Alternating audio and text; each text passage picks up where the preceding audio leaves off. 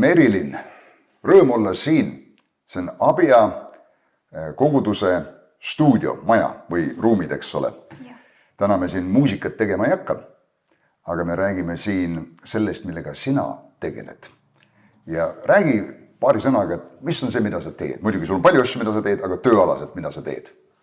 No enamasti täiskohaga ma töötan ikkagi õena, nii Viljandi haiglas kui ka siin abipalveas ja poolikult siis teen oma ettevõtet, kus ma siis olen toitumisnõustaja. Nii et sa oled siis medõde ja toitumisnõustaja. Kas see on vahe ka toitumisnõustaja ja toitumisterapeut, see nimi? Ja väga suur vahe, väga suur. Aha, mis see vahe on?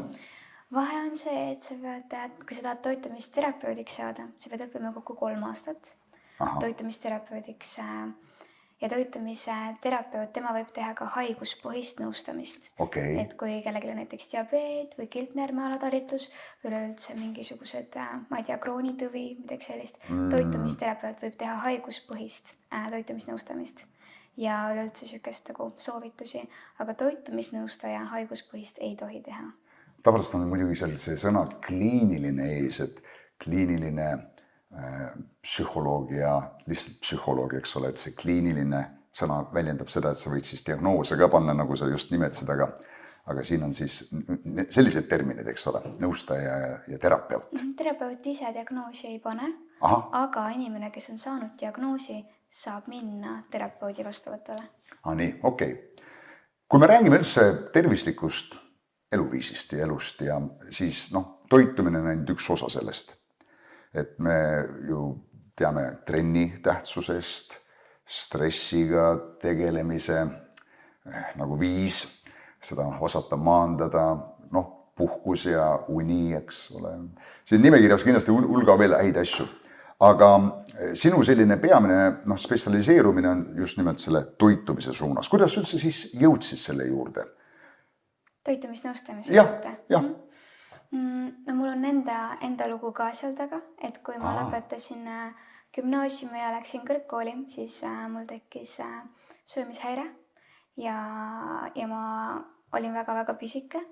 Ma ei tähtsustanud toitu nii nagu peaks ja jumala abiga ma sain sellest välja tulla.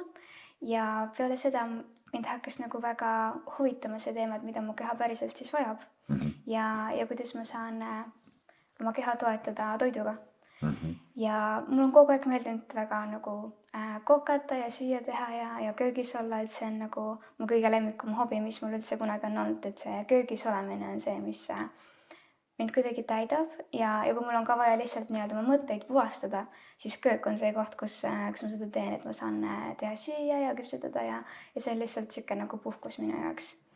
Ja siis, kuna mind väga nagu on huvitanud pikalt toitumine, ka nõustamine, teiste aitamine, siis ma otsustasin, et peale õendust, peale bakakraadi siis mul oli 2 valikut, kas ma lähen magistrisse või ma lähen siis õpin toitumisnõustajaks.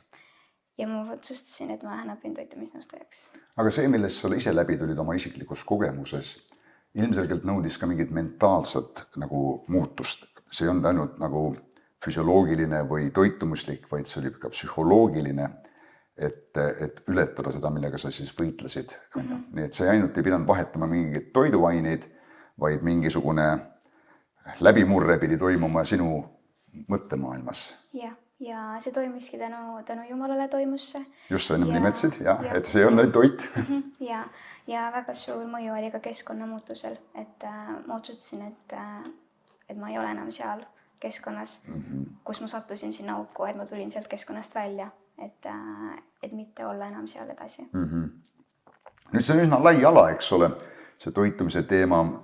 Tänapäeval YouTube'is on ju ka hunnikute viisi infot ja materjali selle kohta, aga mis see spetsialiseerumine on, millega sina oled rohkem nagu nüüd suuna andnud?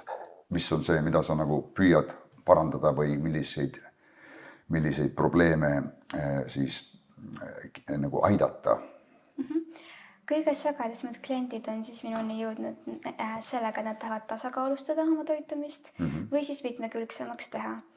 Ja mul tegelikult on ka lapsed, kes on käinud koos vanematega, et vanemad on märganud, et seda toitumine on muutunud. Tavaliselt on see siuke varateismeiga, kus vanemad märkavad, et midagi on nagu juhtunud ja siis lastega mul ka väga meeldib töötada, ma töötangi igapäevaselt tegelikult lastega, kui ma nii. õde olen ja noh, natuke täiskasvanutega ka, aga lastega mul meeldib töötada. Ja siis ongi lastega ja siis oma perekonnas ka eakate nõustamist ma olen teinud aga enamasti suurem osa kliente on selle jaoks, et tasakaalustada ja mitmekülgsemaks oma menüüd siis teha. No me räägime natuke täpsemalt nendest asjast ka ühe hetke pärast, eks. Aga üldse maailmas on ju hästi palju erinevaid dieete. Me oleme kuulnud siin hunnikute viisi, küll tullakse jälle välja uue dieediga, et see on see vastus. Nüüd läheb asi heaks. Ja siis tuleb välja, et see on päris see, tuleb veel mingi teine dieet. Ja ma mäletan, kui mina kasvasin üles, siis oli, kui inimene ütles, et ma olen dieedil, siis see tähendas seda, et ma püüan, selge nagu võrdsustus oli, et ma püüan nagu kehakaalu alla võtta, eks ole. Et ma söön vähem, lihtsalt koguseid vähem, kõike sama asju söön, aga söön vähem, see oli nagu dieedil. Nüüd tänapäeval muidugi see dieedi mõiste on natuke teine, aga sa nimetasid, et sa läksid läbi ise ja tegid vist ka, ma ei tea, kas lõputöö või, mitte lõputöö, aga mingi ettekandeklassis, kui sa õppisid seda teemat ketodieedist. Et kuidas see ketodieet siis välja näeb, lihtsalt valides praegu ühe nendest ja natukene rääkides sellest. Et mis on ketodieet ja kuidas see sulle mõjus? Mina ise isiklikult ei ole üldse dieeditaja ja selle dieedi määraski mulle kool. Me pidime selle kohta töö tegema, me pidime seda siis 7 päeva nagu täitma. 7 päevaga ma hakkama ei saanud. Pidasime vastu 6 päeva. Ainult 6 päeva ketodieeti, jah? Okei. Ma ei ole mitte kunagi siukses nagu dieedikultuuris sees olnud ja lihtsalt see, et sa esimest korda pead tegema dieedi, sest et keegi teine sulle ütleb seda, et sa teeksid, siis see on natukene keeruline, eriti kui sa ei ole mitte kunagi siukest asja nagu teinud, mitte ühegi teise dieediga ka. No ja kui sa pead välja lõikama näiteks kõik süsivesikud, ma ei tea, kõik vist ei ole päris mindagi, mis nad on, 20% umbes lubavad, on ju. Või kuskil sinna, eks ole, põhiliselt rasvad ja valgud, on ju, siis äkitselt see on ikkagi täiesti suur drastiline muutus. Jah, aga ketodieet iseenesest ta kuulub siuksesse nii-öelda dieedi nii-öelda on olemas siuke dieet, mille nimi on low carb high fat dieet ja see kategoriseerub siis 3 erinevasse kategooriasse, olenevalt siis kui palju süsivesikuid inimene võib süüa ja ketodieet on see kõige madalam, kus on kõige vähem lubatud süsivesikuid süüa. Kõige paremad asjad. Jah. Aga minu kogemus selle 6 päevane oli see, et jah, kaal langes, aga minu enda nii-öelda arvamus on see, et kuna ma süsivesikuid ei saanud süüa ja 1 gramm süsivesikut haagub enda külge 4 grammi vedelikku, siis ma arvan, et see kaalulangus oligi see vedeliku langus, mis mu kehast siis väljus.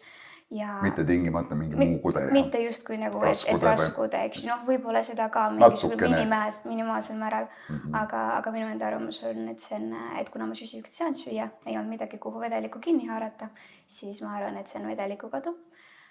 Mis ma küll märkasin, on see, et 5.–6. päeval mu energiatase küll tõusis. Ketokehad lülitused sisse. Ja ma ei vajanud hommikuti kohvi, aga ma ei olnud nõus siiski nagu edasi jätkama, et süsivesikutest nagu loobuda. Ja minu nagu nii-öelda murdepunkt sellel 6. päeval oligi see, et meil oli lauamängu õhtu ja snäkid olid laua peal ja siis mõtlesin, et kuidas me siis niimoodi siin ei võta. Ja ketodieet lendas aknast välja. Jah, see 1 päev jäi tegemata. Okei. Muuseas, ma olen ka kuulnud ketodieedist, lisaks muudele dieetidele, need paleood ja Vahemere dieedid ja kõik mis iganes. Ja ma olen kuulnud seda, et need ketokehad muidugi hakkavad siis tööle või tulevad esile meie ihus, kui meil on teatud tingimused, mis meie organismis tekivad. Üks on näiteks paastumisega, üks on, kui sa võib-olla ainult 1 kord päevas sööd või seda intermittent fasting praktiseerid, mis on siis see vahelduv paastumine või kuidas seda kutsutakse täpselt, ma ei tea, ajaraamis mingi paastumine, eks ole. Ja siis ka seesama dieet, kui sa sööd rohkesti süsivesikute vaene ja valgu ja siis rasvade rohkem, muidugi mitte rasvu liiga palju, eks ole, selge see. Et siis meie organism selle asemel, et kasutada seda glükoosi või siis glükogeeni, noh, mis on siis nagu paastumise ajal, eks ole, meie maksa kogunenud selline vedelglükoos, et ja hakkab rasvadest tootma energiat ja siis tulevadki need ketokehad, eks ole, inimese ihu läheb ketoosi. Ja mida ma olen kuulnud, on see, et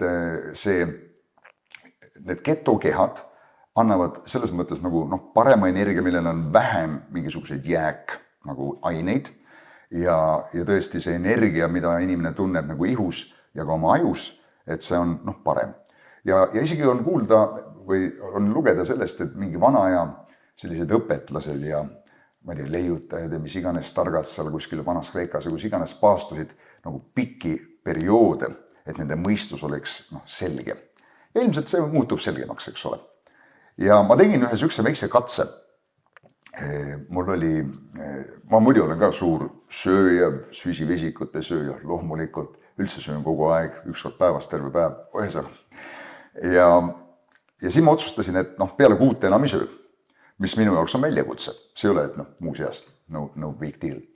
Ja läksin järgmine hommikul, ei söönud muidugi, järgmine hommikul ka, läksin ja tegin siis uriiniproovi, olin vastavalt juba enne ette valmistanud, et uurida neid ketokehasid seal. Ja vastus oli 0. Ja siis ma läksin selle päeva edasi paastuga, ainult jõin vett. Ja tegin tegelikult päris korralikku tööd ka, sest et mul oli kokku lepitud maal, keegi võttis puid maha ja tassid neid pakke seal ja nii edasi, nii et õhtuks ma olin ikkagi päris väsinud. Ja järgmine päev, nüüd muidugi paastusin terve selle päeva, terve selle öö, järgmine hommikul läksin ja tegin siis uriiniproovi ja siis näitas ketokehade arv veres oli siis 7,4. Nüüd ma ei tea, kas... Veres, mitte uriinis. Just uriinis, sest vereproovi ma ei teinud. Ja ma arvan, et veres oleks õigem olnud vaadata muidugi. Uriinis on need, mis on kõik ülejääk, mis välja visatakse, eks ole, mis kasutusse ei läinud. Aga kas sa ütleks, et see on nagu päris kiire ketoosi tulek või kuidas sa seda ise loomustaksid, kas sul on mingi hoiak? Ma usun, et üleüldse selle ketoosiga ja iga sellise paastu või näiteks ketodieediga, ma usun, et iga inimene on nii ainulaadne ja iga inimesel ongi, kuidas see mõjub erinevalt igale inimesele. Et niimoodi nagu võrdlust üleüldisemalt nagu ma ise välja ei tooks, sest et ka minu praktika näeb välja selline, et ma olen väga patsiendikeskne, kliendikeskne ja ma vaatan, et mis talle täpselt sobib ja me arutame koos läbi ja iga inimene on nii individuaalne, et ma ei võrdleks mitte kellegi teise tulemusi 3. või 4. inimesega, et see on nii individuaalne inimestel. Ja näiteks üks meie koguduses käiv inimene tegi, äkki see oli mingi geneetiline nagu toitumisalane test, ma täpselt nimetus siin ei oska öelda, ja tema oli võidelnud ka selle ülekaaluga päris palju aastaid ja siis ta leidis selle geneetilise testi läbi, et tegelikult tema organism on nii-öelda häälestatud süsivesikutele rohkem, kuigi see esmapilgul tundub, et need just toodavad seda lisakaalu. Ja ta ütles, kui ma selle peale lülitusin, siis tegelikult ma suutsin kaalu normis hoida, kui ennem elu eest püüad nagu mitte süsivesikuid süüa. Nii et see nagu toob tagasi selle juurde, et alati ei ole nagu üks joonlaua mõõt kõigil inimestel, eks ole. Ja ma olen samuti kuulnud, et see ketodieet ka väga-väga pikalt praktiseerides võib olla mitte kasulik tervisele, on jah? Ja sest, et kui inimene teeb ükskõik millist dieeti, olgu see siis ketodieet, inimene peab olema väga-väga teadlik ja tuleb seda väga hästi ette planeerima, et kõik mikrotoitaineid kätte saada toidust. Et kui sa jätad süsivesikud ära, siis on nii suur nagu toiduainete grupp, mis nagu ära jääb, eks ju. Üks terve makrotoitainete grupp jääb sul ära. Ja et sa saaksid mineraalid ja vitamiinid sealt kätte mikrotoitainetena, sa pead olema väga tark ja sa pead väga hästi planeerima oma nii-öelda dieeti ette, et sa saaksid need kätte toidust. Nii et see sükene pea ees dieedi sisse hüppamine ei ole tark, eks ole? Mitte kunagi ei. Aga milliseid dieet üldse siis nagu täna teatakse või mis on laialt levinud? Mida siin praktiseeritakse siis peamiselt? Mis eestlastele populaarne on? Väga paljud, tõesti üle maailma samamoodi nagu Eestis väga-väga paljud dieedid. Aga jällegi, mina ei soovita ühelegi oma kliendile dieeditamist, nagu ma isegi ütlesin, et mina ise ei poolda seda. ja kui inimene tulebki minu juurde ja ta tahab dieeti pidada, siis muidugi ma olen tema jaoks olemas, muidugi ma julgustan teda, kui see on tema soov, aga nii, et ma ise soovitaksin, ei. Aga kui sa annad inimesele mingisuguse konkreetse nagu toitumiskava, sa kuulad ära, mis tal teemad on, siis kas see iseenesest, mida sa nüüd annad, millel on nüüd uued mingid piirid, ei saagi tema dieediks? Sa ei kutsu seda nagu dieediks, kuigi see ole klassikaline dieet nagu Vahemere dieet või keto. Ei, me kutsume seda siis mitmekülgseks ja tasakaalustatuks nagu toitumiseks, et see nagu ongi see, et dieet annab nagu siukse nii-öelda tunde inimesele, et ta peab ennast kuidagimoodi piirama. Aga mina ei taha mitte üheski inimeses panna tundma, et toit on see koht, kus sa pead ennast nagu piirama või toit on järjekordne kohustus, mille peale sa pead kõikide teiste igapäevaelu kohustuste kõrvalt ka mõtlema ja ka pingutama ja noh, ma ei taha luua kohustusi inimestele. Ma tahan, et see nii-öelda protsess, see eesmärk, kuhu nad tahavad jõuda, et see päriselt oleks neile ka meeldiv. Okei, ja nüüd kui klient tuleb sinu juurde, et Merilin, anna mulle see luba, et ma saaksin kartulikrõpsu süüa. Kõik kogu aeg räägivad, et see on nagu halb ja hot-dogid ja muud asjad. Et noh, kuidas sa siis ütled talle? Ma küsin tema käest, et miks sa tahad seda süüa? Et mis on see põhjus? Ja kas on midagi, millega, ma ei tea, on võimalik seda võib-olla asendada? No need asjad maitsevad hästi. Aga kas on midagi veel, mis sulle maitseb? Sarnaselt. Aga elus kõik, mis maitseb hästi, ei pruugi olla hea su jaoks. Ei pruugi. No just. Nii et selles mõttes, me peame ka teadma, et nagu Pauluski ütleb, eks ole, et distsiplineerima ennast, me ei tule asjade nagu mõju alla. Aga kuidas üldse eristada sukest teaduspõhist toitumist nendest kõigidest trendidest, mis tõesti nii palju ringi liiguvad, jälle tuleb mingi guru, tal on see võtmevalem leiutatud ja alguses tuleb suur hulk inimesi kaasa, siis tasapisi kaovad jälle ära ja siis tulevad jälle uued trendid, eks ole. Et kas sa nagu uurid seda teaduspõhist asja, et teada, mis toimub tegelikult, kas või see molekulaarbioloogilisel tasemel või raku tasandil või nii edasi? See ongi väga keeruline, kui inimene tahab eristada teaduspõhist, siis tavaliselt trendist, siis see on väga keeruline asi eristamiseks. Aga mina näiteks, ma kasutan igasuguseid neid teaduspõhiseid otsinguallikaid, PubMedi näiteks ja tegelikult mul meeldib otsida väga uuringuid nende nii-öelda toitumistehnikate ja toitumisgruppide ja meetodite kohta, et kui ma midagi näen, siis mul on väga suur huvi nagu selle toitumise ja igasuguste asjade vastu ja mulle meeldib otsida teaduspõhiseid uuringuid ja kui teaduspõhiseid uuringuid ja allikaid ei ole, mis ütleksid, et see toimib, siis ma ei soovita seda kellelegi. Väga paljud inimesed kasutavad väga paljusid dieete ja üldjuhul tulemusi saadakse vähe. Oleme ausad. Jälle liigutakse järgmise dieedi juurde. No miks see nii on? See on sellepärast, et keha vajab aega harjumiseks ja kui inimene ei saa 2 nädalaga oma soovitud tulemust, keha pole jõudnudki selle uue toitumisega harjuda, meil on vaja ju meie mikroflooras on bakterid, mis peavad harjuma selle uue toitumisega, seal on täitsa oma maailm, eks ju, meie soolestikubakterites.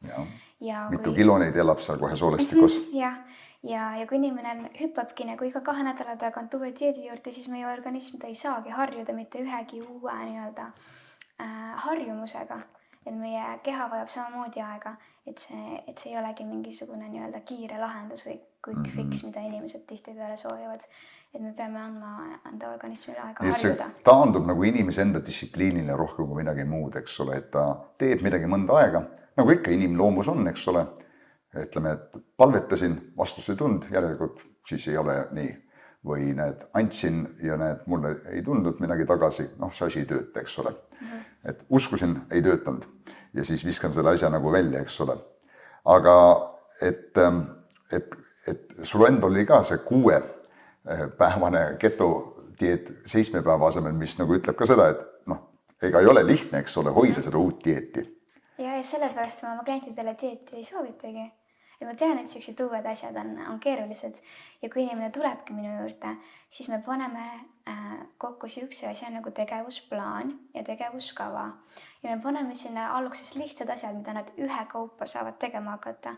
Sest et see nii-öelda ketodieedi alustamine, seal on nagu palju erinevaid asju koos ja eriti kui inimene ei ole mitte kunagi mitte ühtegi dieeti pidanud, siis see nii-öelda ettevalmistamine ja kõik need asjad, et seda lihtsalt korraga võib-olla on natukene palju ja mis nagu ma olen näinud oma praktikas, mis päriselt edasi viib ja mis tulemusi toob, ongi see, kui me alustame väikeste uute nii-öelda harjumustega niimoodi, et need harjumused saavadki nagu päriselt see inimese nagu igapäevaeluks, et harjumused muutuvadki selleks, mida ta kogu aeg teeb. Ja see võtab aega, et harjumus sisse harjutada, eks. Ja kui üks harjumus on nagu olemas juba, ta ütleb, et jaa, et see on nagu see, mille peale ma ei peagi mõtlema, see tuleb automaatselt, me võtame järgmise harjumuse. Ja see, kui me võtame nagu 1-2 nii-öelda harjumuse kaupa ja lähme edasi, siis see toob palju nii-öelda selgema võidu eesmärgi poole, kui see, et me võtame 6, 7, 8 erinevat eesmärki, hakkame neid kõiki korraga täitma, siis korraga langeb. Ja siis on üle pea see asi.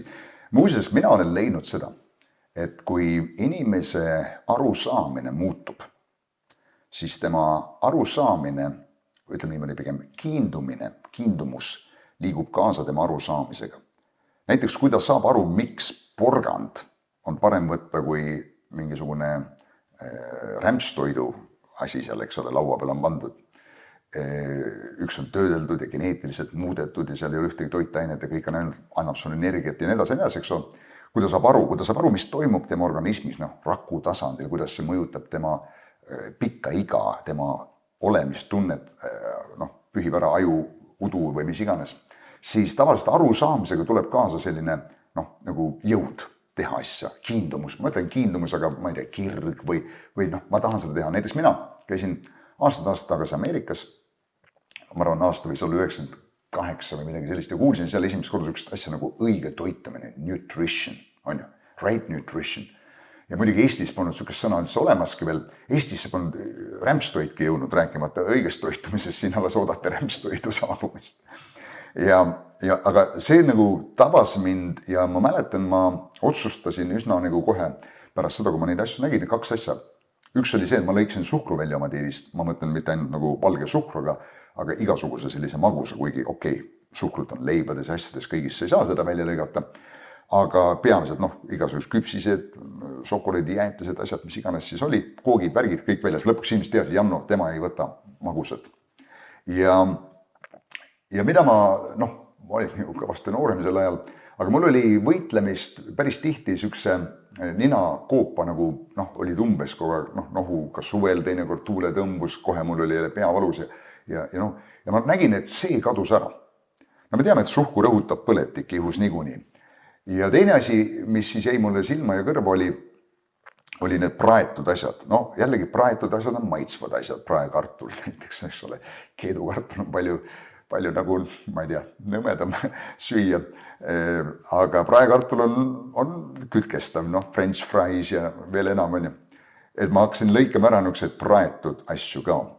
Läbi aja ma olen rohkem ja rohkem juurde õppinud. Ehk teisisõnu, kui ma mõistan, miks see on oluline, miks see on tähtis, siis see jõud seda teha tuleb taga. Kui ma lihtsalt pean distsiplineerima, et on vaja. Teinekord on see, et inimesel on, öeldakse, sul on südame-veresoonkonna haigus kohe käes, kui sa nüüd ei muuda või diabeet 2, eks ole, kui sa siin drastiliselt ei tee muutusi. Siis tuleb ka see jõud või arusaamine kohale, et kuule, asi on võib-olla jamasin ühel hetkel. Aga võib-olla kui me oskame inimesele lihtsamail viisil seda selgeks teha, mis juhtub sinuga ja miks on tähtis, siis ütleme see otsus hakata midagi praktiseerima ja lõpuks, et see muutub harjumuseks, on tal lihtsam kui see, et lihtsalt nagu öelda, on vaja, tuleb teha, vaiti edasi teenida, on ju. Nii et see tundub niimoodi olevat. Kui sa nüüd oma kliente oled nõustanud, üldse inimestega räägid, milliseid peamisi sükseid, ma ei tea, vaegusi või puudusi sa näed inimeste dieedis olevat? Ma ei tea, siin me räägime talvel D-vitamiini puudus, eks ole, ma ei tea, seda päris ilma nii ei saa öelda, peaks vereproovi tegema, aga mis on tavaliselt, mida sa nagu pead inimestele lisaks soovitama tarbida, et näed, selle puudus või tolle asja puudus, sa ütlesid, et sa ise jõid just siin vett, milles olid need elektrolüüdid sees, et järelikult see jooks, kui ei ole puudust. mida sa märkad, teistel on? Mida ma kõige sagedamini märganud olen, on see, et inimesed vajavad siukseid nagu baasteadmiste meelde tuletamist. Igaüks on kuulnud toidupüramiidist, igaüks on kuulnud või näinud kuskil taldriku reeglist, aga mida need päriselt tähendavad, mis see taldriku reegel päriselt on? Mul on ainult üks Võimalikult palju sööki panna taldrikule. Mul on ainult üks klient olnud, kes on teadnud, mis taldriku reegel nagu päriselt nagu tähendab. Tõsi, Ja, me ei süvene sellesse. ja toidupüramiid on ka midagi, mida lapsed ütlevad, et et ma koolis mingit plakatit nägin, aga mis seal oli? Mingi Maslov või kes ta oli või? Et kõik need nagu baasteadmised on need, mida ma olen saanud siis oma klientidele nagu uuesti meelde tuletada ja rääkida, et miks just see nagu kõige lihtsam asi, see kõige lihtsam baasteadmine, mida sulle lasteaias saati on õpetatud, miks see päriselt toimib. Et kui sa seda hakkad tegema, siis sa näed, et see päriselt toimib. Et ma võib-olla ei tookski välja mingisugust toidugruppi või mikro- või makrotoitaineid, mida ma olen näinud, vaid just need baasteadmised, millega me alati alustame. Ehk kui sa neid asju tarbid, siis paratamatu sa pead need ja need ained lõpuks kätte sealt saama, eks ole? Sest kui sa toitud taldriku reegli järgi, eks, et pool on siis värsket ja veerand on siis valku ja veerand siis süsivesikud, siis paratamatu sa saad rohkem vitamine ja mineraalaineid kätte, kui sa ei ole varasemalt nagu kasutanud taldriku reeglit. Aga meie toidus tänapäeval väidetavalt on ju vähem toitaineid. See kiire põllumajandus ja kõik see, mis toimub täna, et me ei raja uusi põlde, me ju liiga palju kulu on, et mingid teed ehitada ja mets maha võtta ja uus põld rajada või me isegi ei anna põllule puhkuseaega, nagu vanasti oli nõutud, või nagu piibliski oli puhkuseaeg ka maal. Ja kogu aeg pumpame siis välja sellest maast ja selleks, et seal kasvab, siis peame neid nitraatväetisi panema ja lämmastikväetist ja kõik siis muidugi kasvab hästi suureks ja vau, kaalu on, eks ole. Aga väidetavalt toitained on vähem. Nüüd mina ise muidugi laboris katseid ei saa teha, mul ei ole sellist laborit. Aga kuidas sa lähed ümber või kuidas sa toime tuled siis selle teemaga, et ma ei tea, ananassis ei ole enam nii palju valku ananassis ei ole enam nii palju kaltsiumit kui vanasti. Nad ütlesid isegi 40% vähem kuskilt ma lugesin. Ananassi asemel pead hakkama 2 sööma ära või. Kuidas sa seda nagu olukorda siis leevendaksid? Ei, see päris nii ei ole. Nii vaene toitainetest ei ole toit enam, jah? Minu usun, et ikkagi me saame toidust kätte, mis me võiksime saada, kui me oleme teadlikud toitujad. Ja nagu sa enne võib-olla ka mainisid, et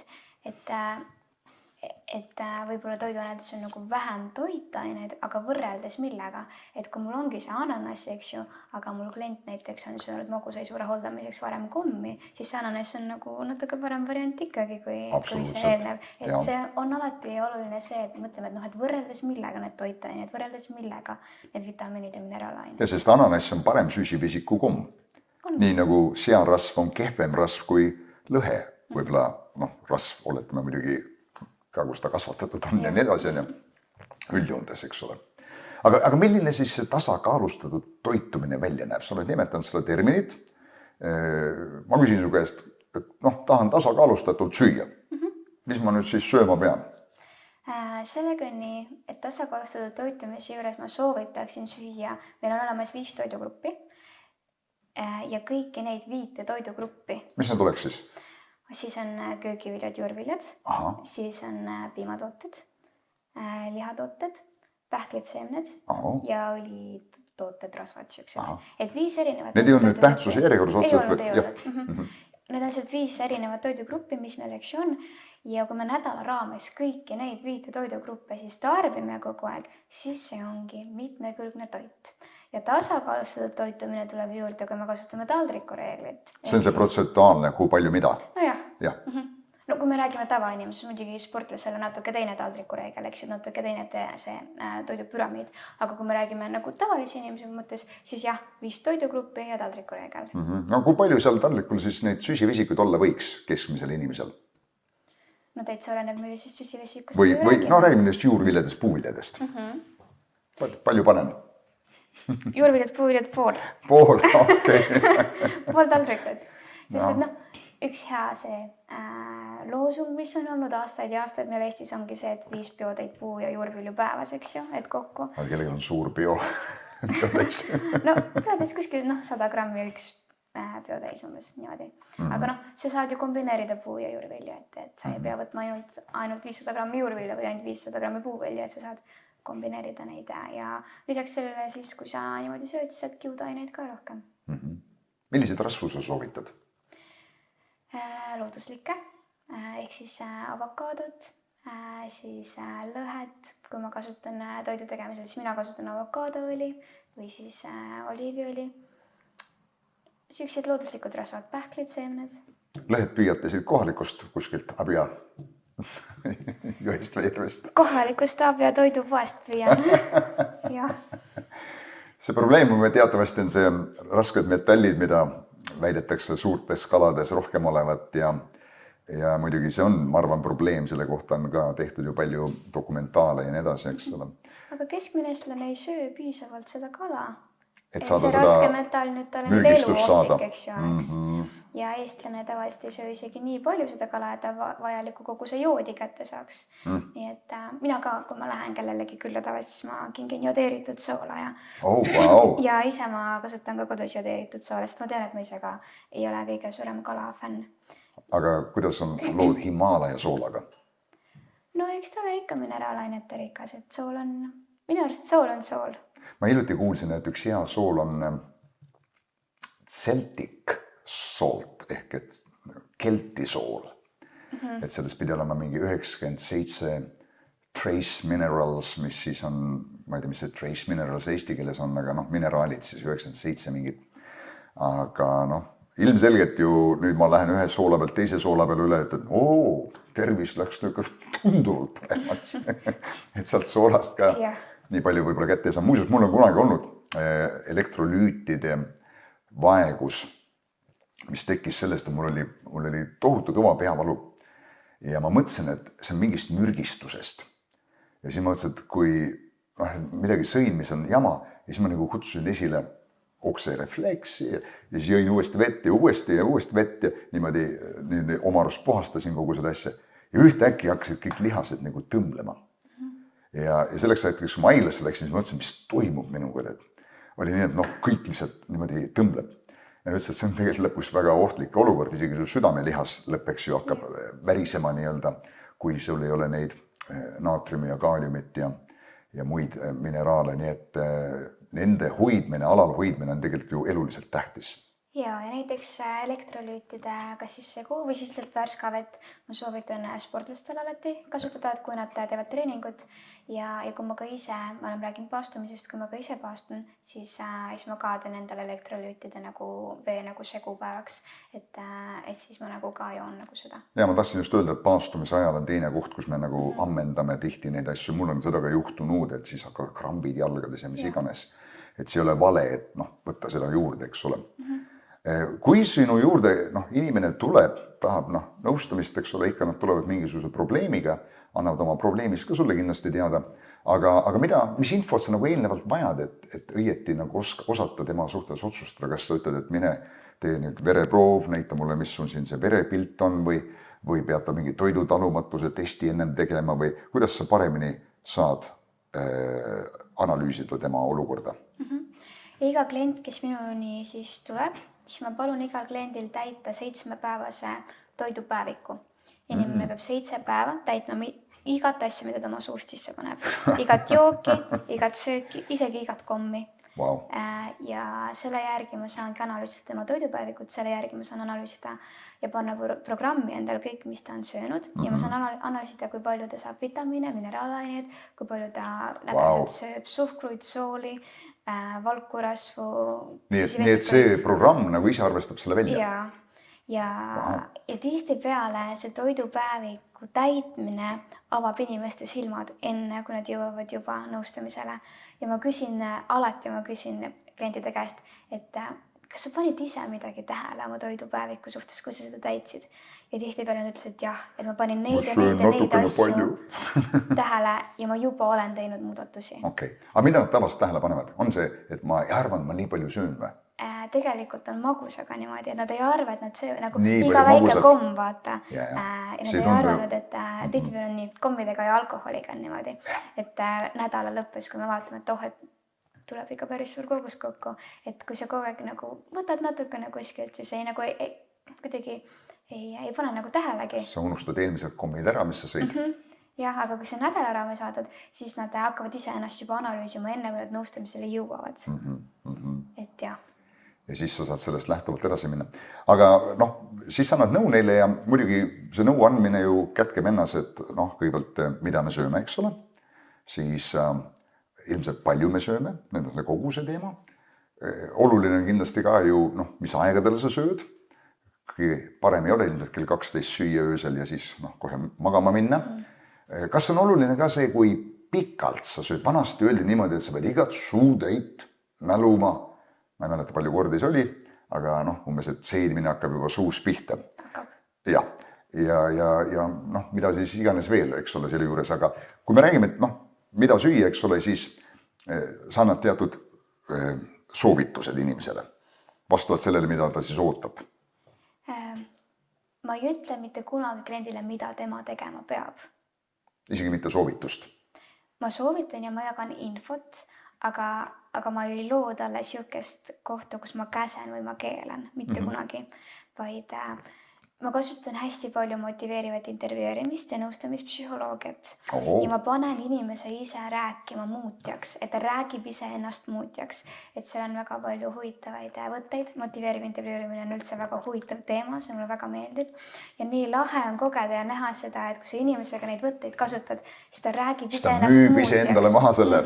Ja ma kasutangi, see on väga psühholoogiline, mis ma teen oma klientidega niimoodi, et nad ise saavad aru, et nende endas on motivatsioon, nendel endal on ressurss, nad ei pea kellegi teise peale nagu kuidagi lootma nende asjadega, sest mina ei lähe koju ja ei tee suud lahti ja ei pane suud kinni, eks ju, vaid nad peavad saama aru, et see kõik, kogu protsess on nende enda teha ja läbi motiveeriva intervjueerimise ja nõustamispsühholoogia me saame seda teha, et nad räägivad ise ennast muutjaks ja nad leiavad ressursi ise ennast. Kui teha väikene katse, oletame, mina tulen sinu jutule, ütlen, et mul on selline probleem, ma söön liiga palju. Ma käin selle kirjakoha järgi õpetussõnade raamatus, mis ütleb, et õige sööb nii palju, kui süda kutsub. Aga tegelikult on palju. Kuidas sa siis motiveeriksid mind selle probleemiga?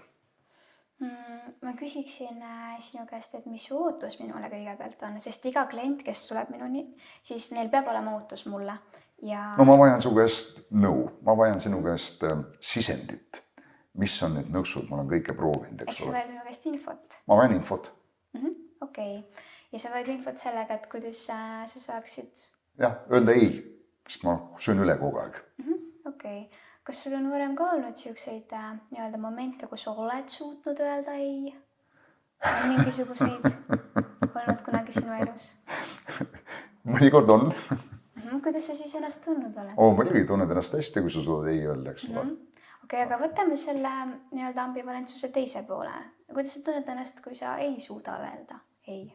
Sa tunned ennast läbi kukkujana, tunned, et sa oled kehvem teistest, sul on madalam enesemina pilt ilmselt ja see nimekiri läheb edasi. Okei, et sinu jaoks on oluline, et sa tunneksid ennast hästi? Muidugi. Ja et sa tunneksid ennast hästi, sa tunned, et sa võiksid öelda natuke rohkem ei mõnikord, kui sul on natuke suurem toidukogus? Ja, aga ma ei suuda seda ei öelda, eks ole. Aga kui oleks üks asi, mida sa suudaksid teha, mis see võiks olla? Üks asi, mille suhtes ma suudaksin ei öelda või? Üleüldse selle teema kohta, et ma saan aru, et see on keeruline sinu jaoks ja sa oled varem proovinud, sa oled läbi kukkunud, aga sa oled väga tubli, et sa täna oled siin ja ma näen, et see on väga oluline sinu jaoks, sellepärast, et sa oled täna siin ja rääkimas minuga sellest. Ja ma mõistan ja ma saan sinust aru, et see tunne võib olla väga keeruline sinu jaoks. Aga kui on midagi, kas või üks asi, mis motiveeriks sind või sa teaksid, et see on see, millele ma suudaksin ei öelda, mis see oleks sinu jaoks? Ma olen suutnud ei öelda selles osas viimasel ajal, et kui sa hommikul näiteks tõused, et sa kohe ei hakka sööma, vaid pikendad seda ajavahet. Ja õhtul ka. Õhtul on see kõigest suurem väljakutse. Me kõik teame, et ainevahetus aktiviseerub ja istud, ma ei tea, mõni vaatab telekat, aga mõni loeb raamatut, aga ikka tahaks midagi näksida. ja noh, töötled seal videot, meil on siin sõber Saamul aitab meid kaamerate taga, tema on videospetsialist, noh, töötled seal ikka tahaks midagi vahepeal näksida, eks ole. See on see kõige raskem koht, kus ei öelda. Aga kui ma olen seda suutnud teha, et ma olen näiteks, ma ei tea, noh, teinekord kas või peale 8 enam ei söö. Ja siis järgmine hommik on tegelikult hea tunne üles tõusta, et vau, ma olin nagu üle sellest asjast. Ja nendes kohtades ma olen seda teinud, aga mitte alati. Ma tahaks seda, nüüd mul ei ole tegelikult kehakaaluga probleemi. Mul on kiire ainevahetus, kõik see nagu töödeldakse ära, aga põhimõtteliselt ma tean, et noh, ka minu ihu vajab puhkust, eks ole. Ma ei saa lasta kogu aeg ainult tööd teha, ta vajab nagu rohkem ainevahetuse pausi kui see, mis ma talle annan, eks. Okei. Ma saan aru, et sinu jaoks pigem probleemiks on need vahepalad, mitte just suured eined. Snäkid, jah? Snäkid. Sellega seoses ma tahaksin küsida, et kas sul selle snäki ajal, kas sul on päriselt isu või sul lihtsalt on mingisugune harjumus? Pigem isu. Pigem on isu. Aga isu on ka ju seotud nagu ajuga, mitte tõelise vajadusega, eks ole. Jaa. Ma saan sellest ka aru, aga noh, see on kergem minna selle vastupanu teed, on ju. Aga selle jaoks mul oleks vaja tegelikult sinu kogu, noh, ma räägin nüüd välja sealt rollist, eks ju.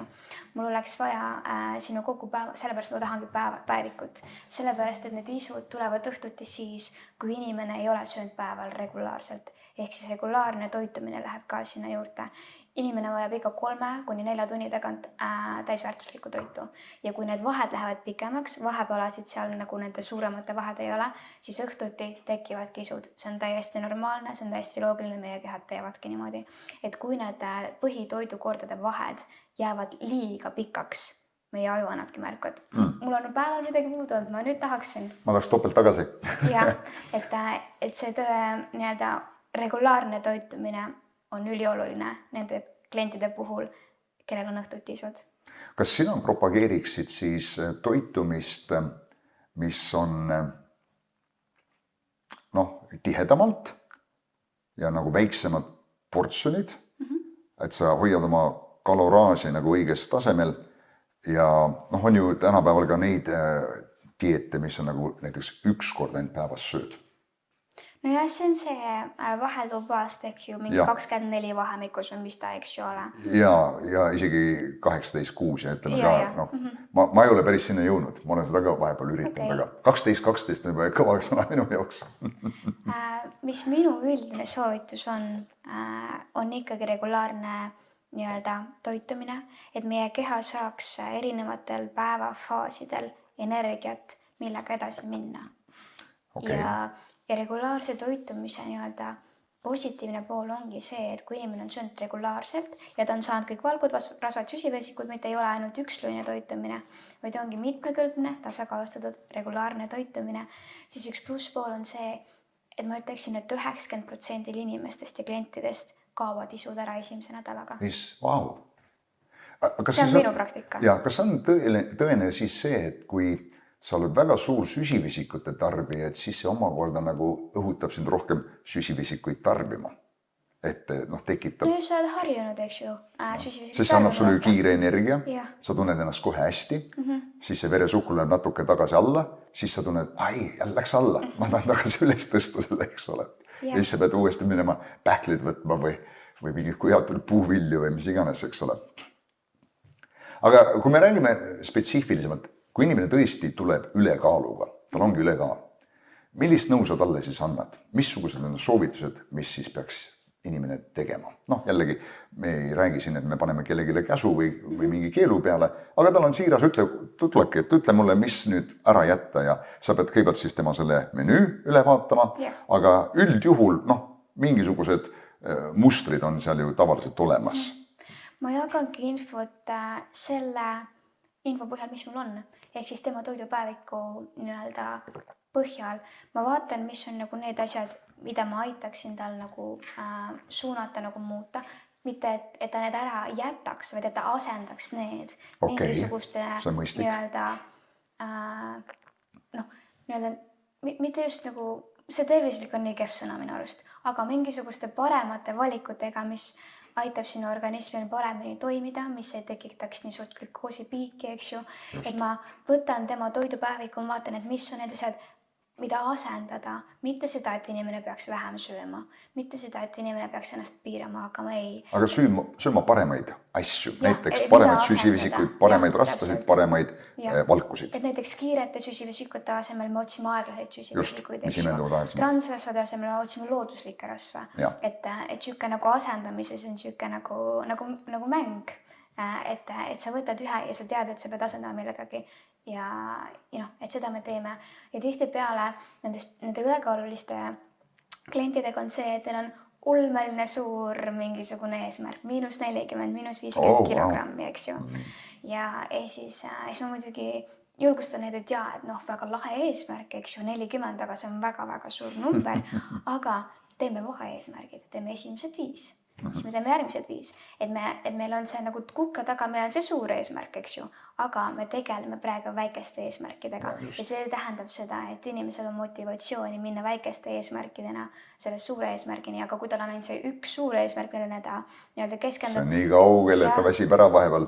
Ja vahepeal vaata, tekib nii-öelda kaalulangusel tekib sükene koht 95% aegadest, kus kael jääb seisma, lihtsalt enam ei lange. Ja see on see koht, kus tekib motivatsiooni puudus, see on see koht, kus inimesed mõtlevad, miks ma üldse teen seda, ma teen mitte midagi ei toimi, aga see ei ole koht, kus alla anda, vaid edasi minna oma tavapäraste harjumustega ja mitte lihtsalt lasta kõik nagu mööda säärt alla joosta. Vaid see on see koht, kus harjutadagi just seda, et ma olen distsiplineeritud, ma olen näinud seda, mis on juhtunud ja ma jätkan ja ühel hetkel hakkab jälle nagu langema, aga kui sul ongi ainult see suur eesmärk ees, ja sa näed, et et kuskil jääb kinni, siis inimene võib palju kiiremini langeda kui see, et me oleme selle väikse eesmärgi juures, eks. Ja seal nagu me saame nagu liikuda natukene. See on nagu paastumisega, et kui sa ütled, et võtan 40 päeva, aga hakka täna pihta, tee täna ära, siis vaatame homme edasi, eks ole. Et 40 tundub niivõrd pikk aeg ja nii edasi. Et sa mainisid siin nendest glükoosipiikidest, eks ole. See on ka teatavasti teema, mida palju räägitakse, et need ei ole head meile, kui järsult veresuhkur tõuseb. Aga mis võiks siis aidata selle veresuhkrul mitte nii järsult tõusta, mis toitumistehnika aitaks seda vältida? Sellega on ka iga inimene nii individuaalne oma insuliini ja veresuhkruga, aga mis on need asjad, mis nagu üleüldiselt nagu suurel enamusel inimestel aitab, on see, kui nad proovivad süüa nii-öelda toite järjestikus. Vastavas järjekorras? Jah, et söövadki kiudained, söövad vastavad valgud ja süsivesikud viimastena. Okei, kiudained oleks siis näiteks juurviljad, puuviljad? Jah. Nii et sa võiks alustada oma toidukorda, süües kõigepealt ära salati? Jah, võiks. Ja siis alles lähed kartuli ja liha juurde näiteks? Liha ja kartul. Liha ja kartul, jah. Süsivesik, kartul on tärkliserikas, aga ikkagi nagu sinna süsivesikute poole kalduv, eks ju. Et võikski olla kiudained, siis on nii-öelda valgras ja süsivesik. Ma mõistan, seda ei saa igal toidukorral teha. Vahepeal on niimoodi, et sul on, ma ei tea, kaste ja kartulipuder ja kõik asjad on sassis, et siis ei saa muidugi teha, aga sa võid proovida selle salati ennem kõigepealt ära süüa. Teine asi, mis hästi palju nii-öelda diabeetikutele vahepeal soovitatakse, on see, et joo klaas 2 supiusika õunaäädikaga nagu enne ära, et see aitab ka seda nii-öelda veresuhkru nagu taset. Õunaäädikas ja mis veel? Vesi, okei. Mingi supiusikas 2 võib-olla klaasi kohta ja ülejäänud on vesi. Et see aitab ka sükest veresuhkrut natuke nii-öelda hoida nagu... Kas siis enne sööma hakkamist? Jah, enne sööma hakkamist. Okei. Ja eriti kui need diabeedikud teavad, et nad hakkavad sööma väga nagu süsivesikute rohket nagu toitu, siis nagu enne nagu soovitatakse seda. Mis sa berbariinist arvad? On see berbariin inglise keeles? Ma ei tea, mis eesti keeles kutsutakse, aga mingisugune taim, see on niisugune kollakas ja üsna mõru, eks ole. Et kui sa võtad 20 minutit ennem sööki selle sisse, et see peaks aitama ka reguleerida seda veresuhkrut, et see löö niimoodi spaik üles. Kas oled seda soovitanud, oled seda proovinud, oled sa mingit infot kogunud? Ei, ma ei ole väga toidulisandite usku. Ma tahaks kõik vitamiinid, mineraalid saada toidust, välja arvatud D-vitamiin ja omega-3 ma ka vahetevahel ikkagi võtan. Aga berbariinist ta on toidulisand. Ja kui näiteks räägimegi diabeetikust, kui tema hakkab seda võtma, ta peaks oma raviarstiga ka konsulteerima, sellepärast et kui need veresuhkrud, kui ta hakkabki mõjuma veresuhkrule niimoodi, et need langevadki, siis ta peab oma ravimanuseid muutma. Et sihukeste toidulisanditega, mis mõjutavad siukseid nagu hormonaalseid muutusi meie kehas ja kui on ka mingisugune nii-öelda anamneesis mingisugune diagnoositaust, eks ju, siis neid tuleks nagu läbi rääkida oma raviarstiga või perearstiga. Teine asi, mis ma olen kuulnud, on see metformiin vist. Jah, metformiin. Jah, metformiin, mida siis ka mitte suhkrutõbe põdevad inimesed tarbivad teinekord. Just nimelt nad ütlevad, et üks podcaster kirjutas või YouTuber kirjutas, rääkis sellest, et kõik inimesed, ükskõik mis valdkonnas ma kohtun ja räägin nendega ja näevad head välja, on tulnud välja see asi, et nad kasutavad seda metformiini. Et kuigi tavakodanik seda ei saa ilma retseptita, aga jällegi, et see veresuhkru kõrge olemine mõjutab järelikult meie organismi sellisel viisil, et isegi ka välimuselt inimene näeb vanem välja, kui ta on kogu aeg niisugused spaikid käivad edasi-tagasi. Ja ma tean väga palju, mitte väga palju, aga ma tean mingi osa naisi, kes ei suutnud rasestuda, kuigi oma abikaasaga on väga kaua proovinud. Ja peale metformiini ravi alustamist nad said rasestuda.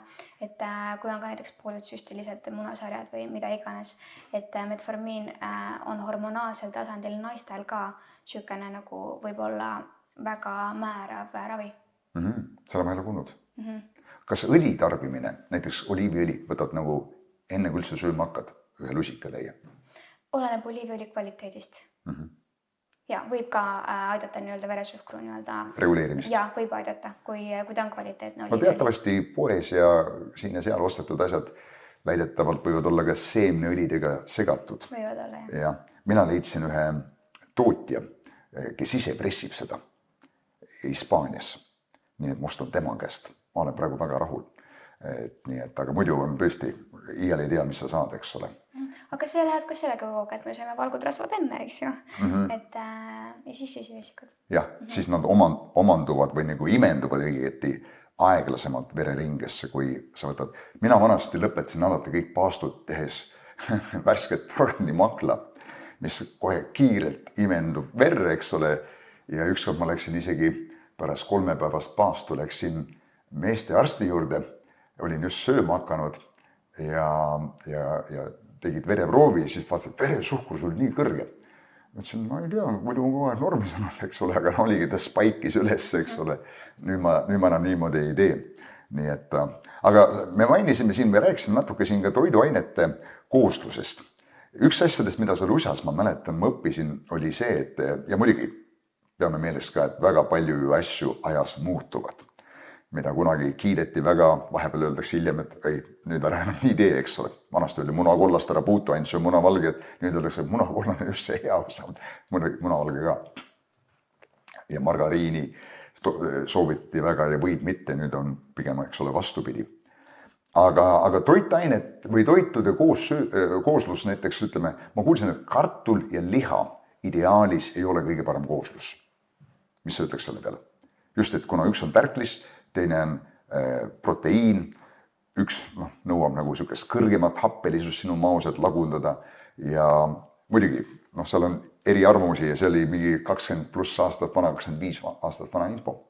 Aga et umbes, et näiteks juurviljad ja liha nagu sobivad paremini kokku. Ja siis me teame, et juudid ei söönud näiteks piima ja liha koos. Mis sa sellest arvad? Ma tegelikult ei arva sellest midagi. Läks kergemaks kõigile. No väga hea.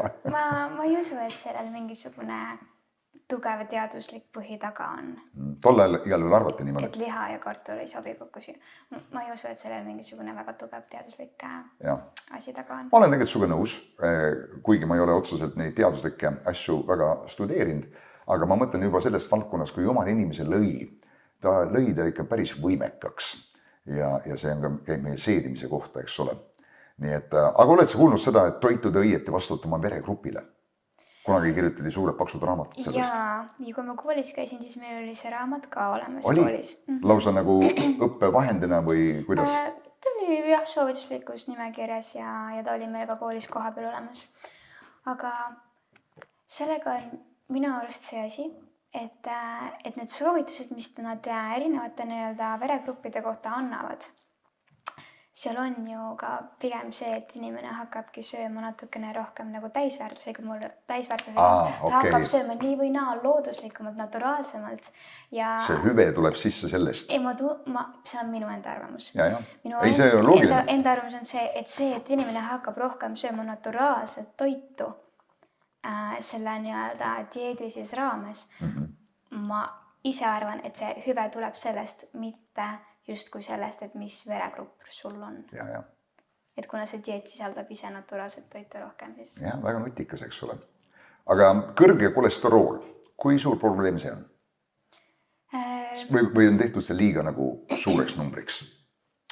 Oleneb, millistest numbritest me nüüd räägime. No tavaliselt, ma olen pereõde ka, pereõenduses ja perearsti juures me tahame, et see üldkolesterool jääks alla 6, algkolesterool alla 3, eks ju. Mõni ütleb 6, 5,5, olenevalt nagu arstist ja regioonist, ma arvan.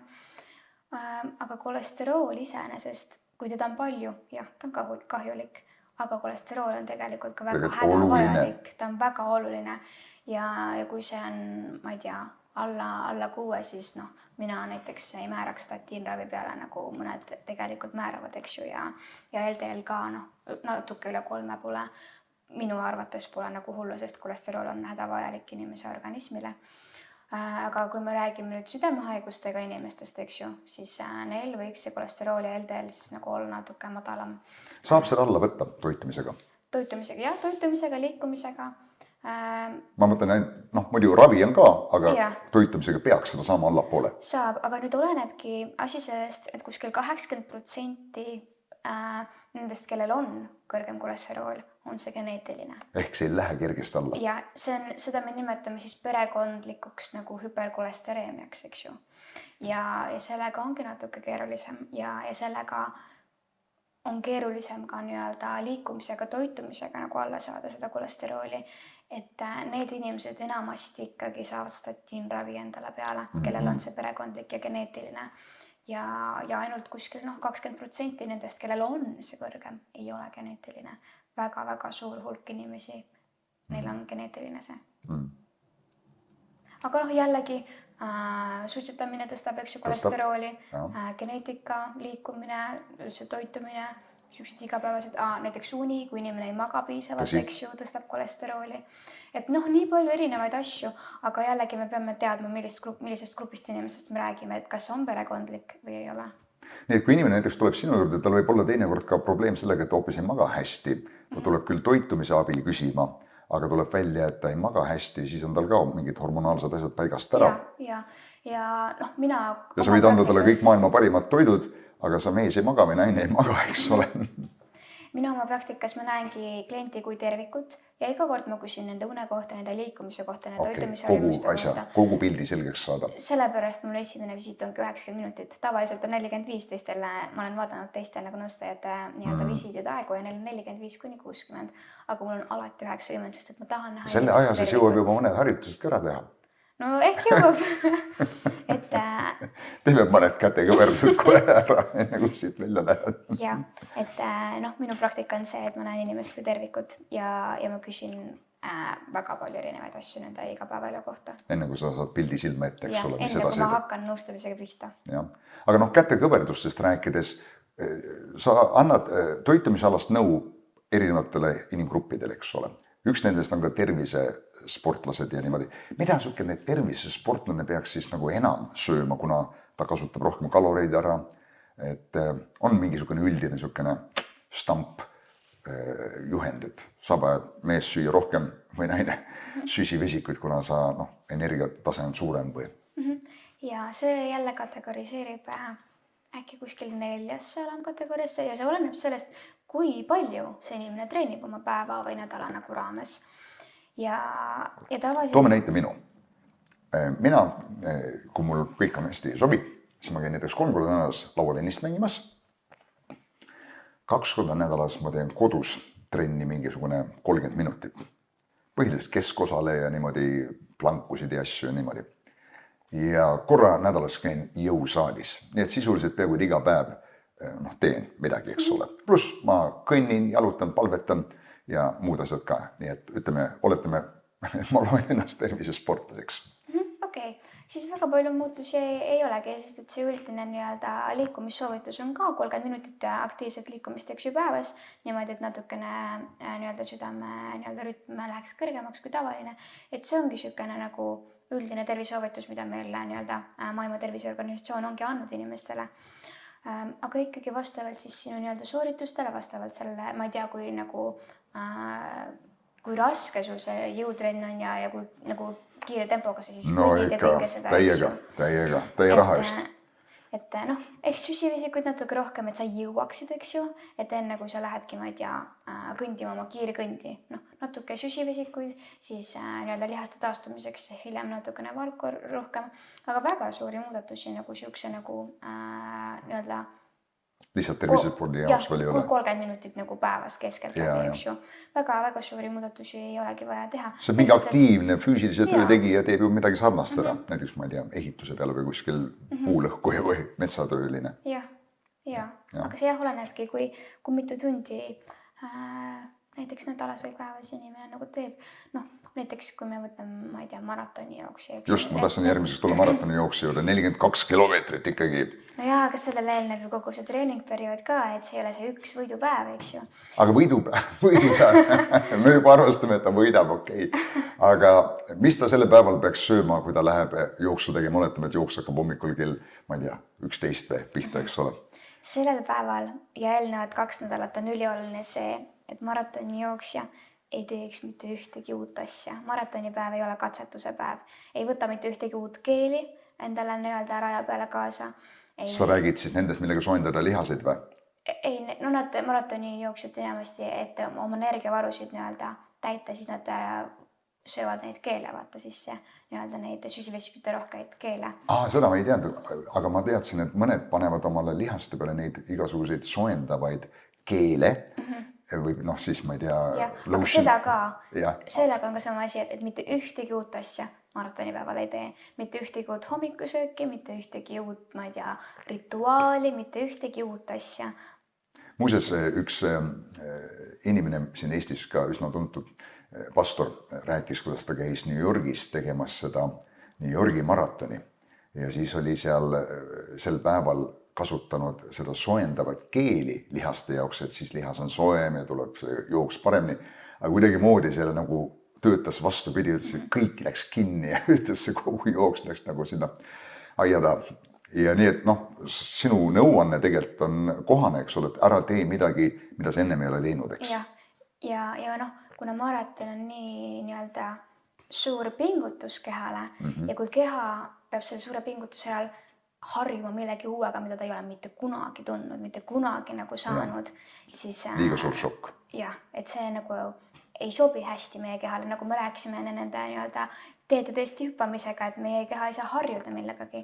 Ja sellest pikast maratonist saab hoopis 100 meetri jooksja inimene läbi ootega. Jah, et maratonipäeval ja maratoni eelselt 2 nädalat on ka siuke oluline nagu aeg, et võtadki maha ja 2-4 päeva äkki enne seda maratoni jooksu teed emal karboloodi, eks ju, ehk siis süsivesikute laadimist ja võtadki natuke väiksemalt omale need nii-öelda treeningkoormused, võtad natuke vähemaks, et keha saaks taastuda, et see päev, kus sa maratonile lähed jooksma, et sa saaksid anda endast ja et su keha saaks anda sulle seda energiat, mida sa vajad. Aga maratoni päeval siis ikkagi üks pasta tuleks hinge alla panna või? Et midagi, mis kaua seisab sul süsteemis? Tegelikult on maratoni prepiga on siuke asi, et me soovitame siukseid hästi lihtsasti seditavaid süsivesikuid 2 nädalat enne. Ja süsivesikud karboloodi ajal ka, eks ju, see 3 päeva, 4 päeva maksimum enne maratoni, et me soovitamegi, et 60-60% kogu päevasest kiloraažist olekski siis süsivesikud. Ja need võiksidki olla siis mitte kiiresti, aga nii-öelda lihtsasti seditavad süsivesikud. Ja inimesed, kui nad teevad esimest korda seda, siis nad ei tohiks ära ehmuda sellest, et nende kehakaal võib tõusta kuni 2 kilogrammi selle lühikese aja jooksul, aga see on täiesti normaalne. Nad jooksevad selle maha. Sest nagu me enne rääkisime, on see, et 1 gramm süsivesikut haarab enda sisse 4 grammi vedelikku, eks ju. Just.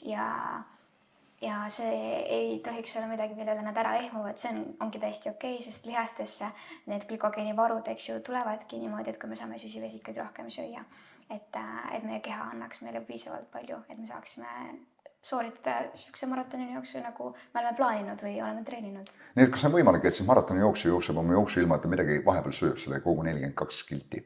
No nad ikkagi tavaliselt söövad. Midagi haaravad, eks ole ju. Ja mõned võtavad kummikomme, eks ju, on ka siuke kiire nagu süsivesik ja need mingid hästi looduslikud või ökoinimesed, nad võtavad tatleid endale näiteks, ma olen kuulnud. Aga suurem osa nii-öelda maratonijooksjatest kasutavad jah erinevaid keele, aga nende keelidega ongi see, et maratonipäeval mitte ühtegi uut keeli, ainult seda, mida sa tead, et su organism on varem nagu kogenud ja hästi nagu toiminud. Huvitav, mida see mees võttis või ei võtnud, kes esimesena maratoni jooksis teatavasti seal, ma ei mäleta, mis lahing seal võideti ja ta läks siis teavitama omadele, et see lahing on võidetud ja jooksis järjest selle kilometraaži maha ja siis ta süda ütles üles, see on vähemalt see legend või, aga huvitav, kas ta siis jättis midagi haaramata tee peal, et tal nagu nii kehvasti läks asi. Ilmselt ikkagi ihu on nii kurnatud, et sa pead midagi vahepeal juurde võtma. Ja tihtipeale nad saavad neid isotoonilisi spordijooge ka vaata, et neid nagu toetada. Aga rääkides korra eakate toitumisest, sa oled ka sellele natuke spetsialiseerunud ja olnud, et mis seal siis nagu erinevust on? Kas see põhiline teema on selles, et mina vananen, peelisse vaatan, aga passi ei vaata, eks ole, ja ei teadvusta endale, et ma võib-olla enam ei seed enam nii kiiresti asju, suhkur ei mõju enam nii hästi mulle või mis on see, mis eakas peaks nagu tähele panemise, üldiselt sellised printsiibid, reeglid? Eakade puhul tegelikult on asi selles, et nende nii-öelda lihasmass väheneb vananedes. Okay. Ja siis tekib sarkopeenia. Ja lihasmass on see kõige suurem glükoosi tarbija. Ja kui see väheneb, siis on probleem. Ja see on väga suur probleem, seepärast, et lihasmass väheneb, inimesed lähevad natuke nõrgemaks, võib-olla kukuvad, eks ju, muutuvad kiiremini luud ära, kõik asjad. Aga nii-öelda valgu tarbimine on ülioluline eakate seas, sest et lihasmassi nagu toetada, aga jällegi siis tuleb mängu see, et hambad võivad ära tulla ja proteesid ja keeruline on seda valku tihtipeale nagu nii-öelda süüa. Pead silmas siis nagu liha või? Ja kui me räägimegi eakatega, siis nad arvavad, et valk ongi ainult liha, aga tegelikult ju ei ole, et on igasugused kaunuviljad, me saame nagu igasuguseid muid asju teha. Munavalge, eks ole, kohupiimad ja kodujuustud ja nii edasi. Kuidas sa valgupulbritesse suhtud, ütles ja vahepeale? Mina ei soovitaks pigem, jah? Ma pigem, sest et ma olen väga naturaalse toidu austaja ja loodusliku toidu, kõik nagu see, mis on sünteetiline, ma pigem nii-öelda, see on jälle see asenduse koht, et ma asendaksin naturaalsega. Ja et kui inimene soovib seda võtta, siis muidugi nagu ma kuidagi ei mõista ülekogut ega ma ei ütle, et see on nagu vale, kindlasti mitte. Aga minu enda nii-öelda isiklik nii-öelda eelistus on ikkagi naturaalne toit. Midagi veel, mida eakad peavad toitumisest tähele panema või? Ja vedeliku kogus, sest vananedes võib-olla siuke nagu nii-öelda see nii-öelda vedeliku tarbimise nii-öelda olulisus kaob ära, sest et janutunnet ei teki ehk nagu nii palju. Ehk sa pead sundima ennast jooma pigem. Ja jooma siis vett. Vau, see on väga huvitav tähelepanek. Ma olen ka mõelnud tihti, et ma nagu ei tunne janu, aga pärast vaatad, et ei, kuidagi olin kuival. Öösel nagu teeks kurk hoiab ära või mis iganes, eks ole. Aga nagu päeval ei tunnud, et mul on janu. Lapsena see oli põhiline, mis sa tegid. Ainult jõid. Ema ütles, söö ka vahepeal, mis sa eks ole. Päris huvitav tähelepanek, jah. Ma ei ole selle peale mõelnud. Ja veel üks asi on see, et vanematel inimestele neile võib-olla see söögiisu kaob ka natukene rohkem ära, et see, et nad ei unustaks süüa või nad nagu ei mõtleks, et mul ei olegi kõht tühi, aga mineraalaineid ja vitamiinid ja toit on, et mul on juba ikkagi kätte saada. Et siukene isutus tekib vahepeal, nad söövad vähem ja siis jällegi valgu osakaal jääb nagu väheseks ja siis vedeliku osakaal ja üleüldse nagu vananedes lihasmassi vähenemine, et see nagu kõik on siuke suur kompott koos, kus on erinevaid nagu asju, mille peale mõelda. See meenutab mulle seda, et nad unustavad süüa, et mingisugune siuke lugu on, et kus naine ütleb mehele, et ma tahan vanilje ice cream jäätist. Inglise keeles tuli see mulle meelde praegu. ja siis mees ütleb, jah, ma ostan sulle. Naine ütleb, ei, kirjuta üles. Mees ütleb, ei, ära muretse, mul on meeles vaniljejäätis. Ja, aga ma tahan, et seal oleks maasika see muus ka peal. Okei, kirjuta üles. Ei, ma jääb meelde, vaniljejäätis, maasika, muusiga. Ja ma tahan, et sa paneks ikka need šokolaadi puru kõige peale. Kirjuta üles. Ei, pole vaja, et vaniljejäätis, maasika, muusiga ja šokolaadi puru peal. Ja mees läheb siis ära, pool tundi hiljem tuleb tagasi, paneb karbimune köögilaua peale. Naine ütleb, ma ütlesin sulle kirjuta üles, kus peekon jäi? Ühesõnaga, ta ei mäletanud, ta tegelikult tahtis, eks ole. Nii et ühesõnaga, eakatel on oma asjad, mida tähele panna. Sa samuti oled maininud nagu need, kes vahetustega tööd teevad, et nemad samuti peavad mingeid asju jälgima toitumises. Ma ei ole seda enne kuulnud, mida nemad peaksid siis jälgima? Ma väga lihtne sellest rääkida, kuna ma ise töötan ju vahetustega tööl, et 24 tundi vahetused on mul haiglas. Ja üks asi, mis on minu jaoks väga olulist rolli mänginud, on see, et ma ei tea, kas sa oled kuulnud midagi sellisest nagu tsirkaadia rütm. Et see on see päevane bioloogiline kell, eks ju, et kuna see on valge, kuna see on pime ja näiteks ongi niimoodi, et süsivesikuid nii-öelda meie keha sõidib paremini päeval, eks ju, kui õhtul ja niimoodi. Et seal ongi see oluline minu jaoks vahelduva tööga, vahetustega töö juures.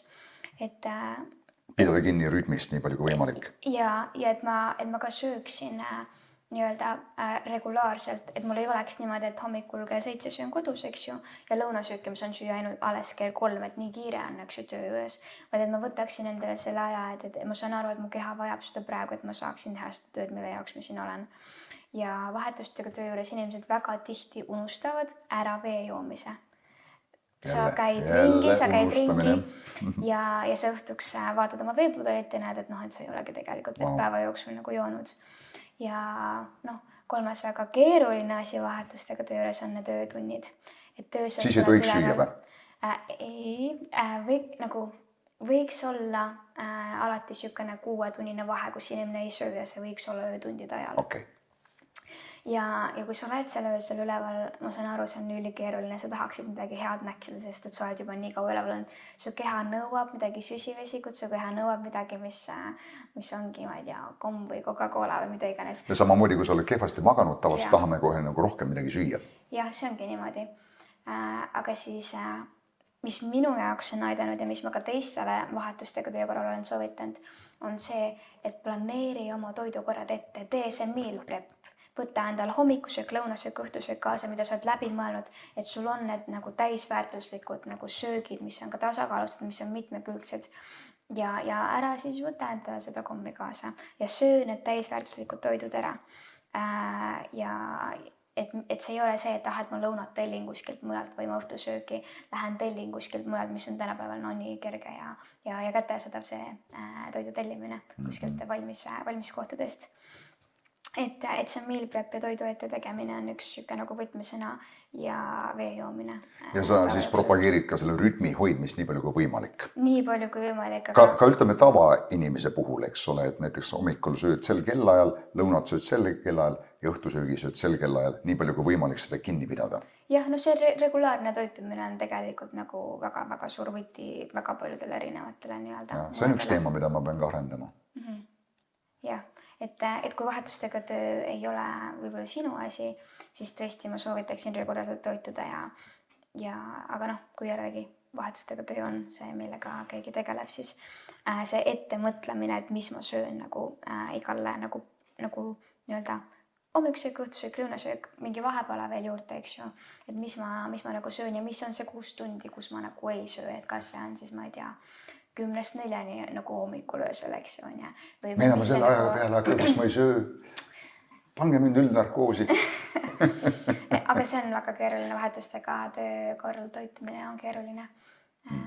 Ja see tuleb nagu korralikult ette mõelda ja planeerida. No väga hea. See on, ütleme, üks oluline teema. Minu ema ikka ütles, et mina saan enda 1 kord päevas hommikust õhtuni kogu aeg. Ma vahest tunnen samamoodi ja see on nagu teema, millega ma pean ka tegelema.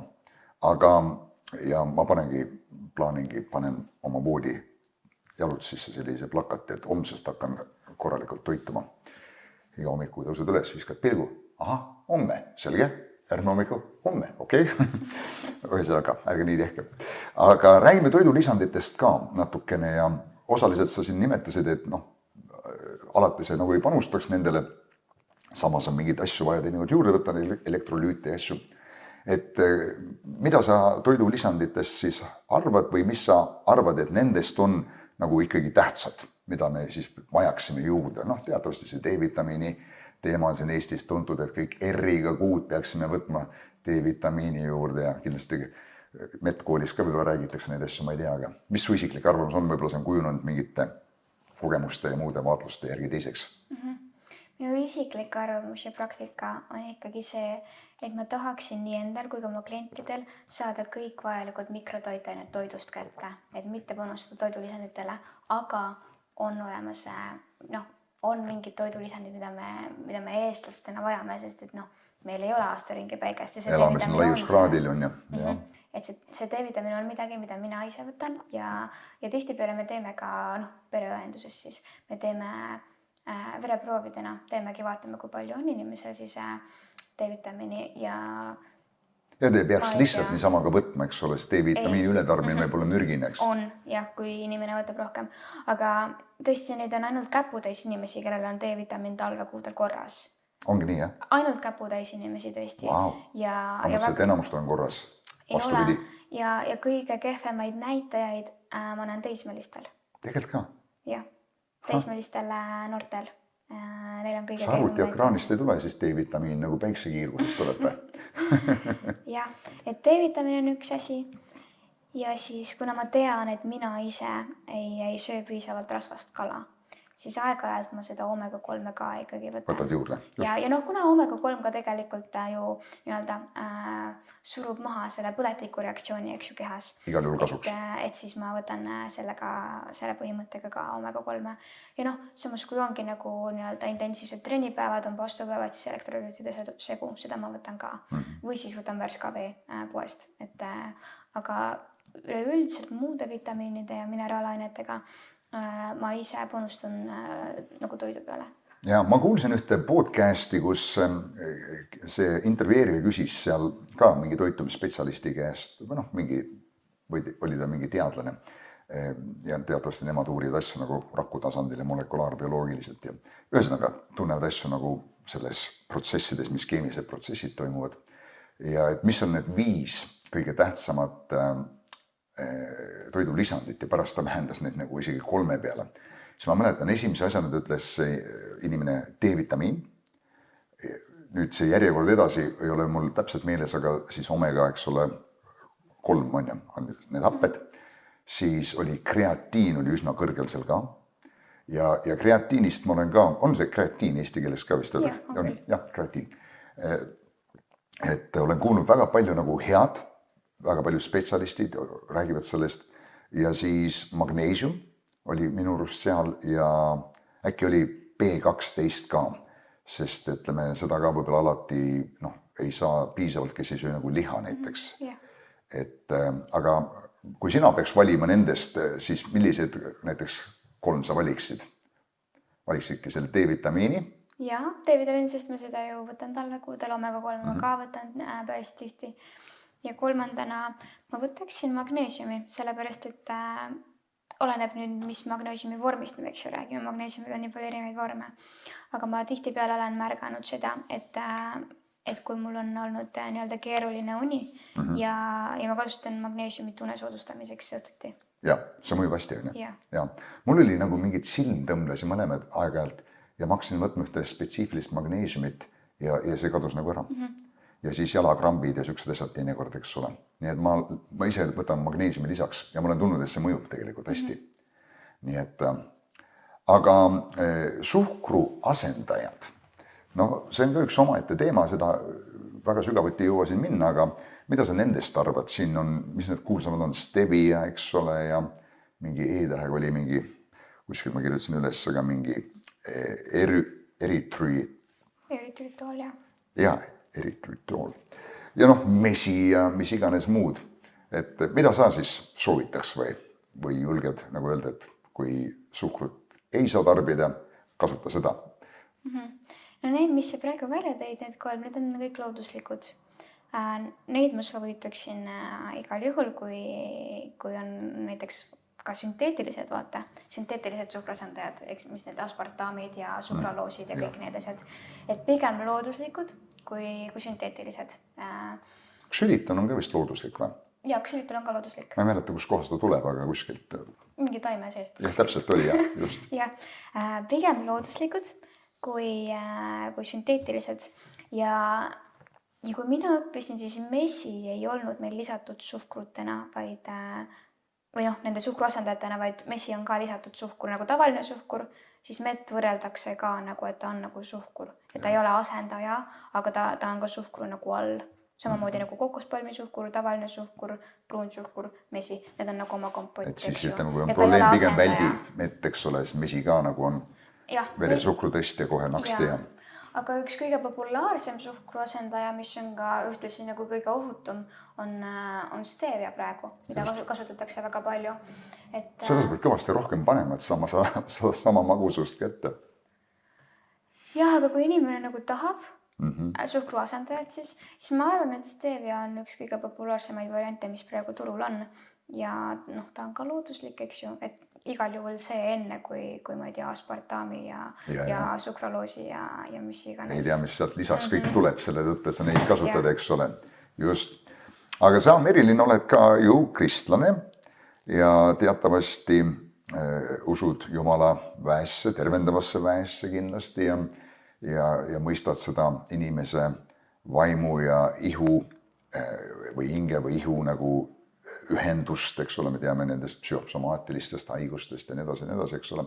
Et kuidas see sinu maailmavaade aitab sind ka nõustuda inimesi, sest teatavasti ei ole ju ainult see füüsiline osa, mida teinekord on see ka meie vaimne osa, mis vajab julgustust ja abi, toetust ja inspiratsiooni ja siis ka nagu need, kuidas öeldakse, terves kehas terve vaim, aga ka terve vaim annab nagu ihule midagi väga olulist juurde.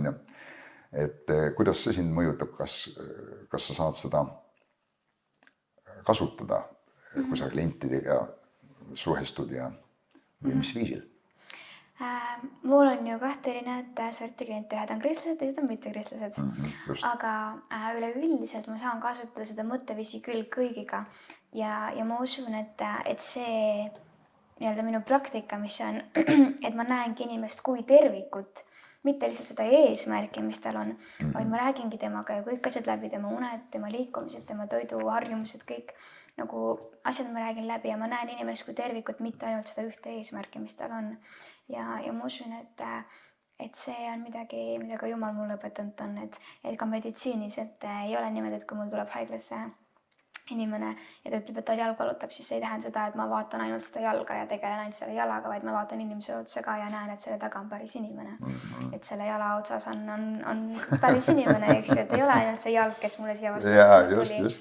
Et ma usun, et nagu need printsiibid, mis ma piiblist olen saanud, ongi õpetanud mind nägema inimesi kui tervikuna, mitte lihtsalt nende seda mure või probleemi, millega nad tulnud on. Ja see on ka üks koht, kus väga hästi tulevad need motiveeriva intervjueerimise ja nõustamispsühholoogia võtted tulevad nagu nii-öelda abiks, et ma annan inimesele mõista, et ma saan temast aru, et ma näen ja kuulen teda kui isikut ja me saame minna koos edasi.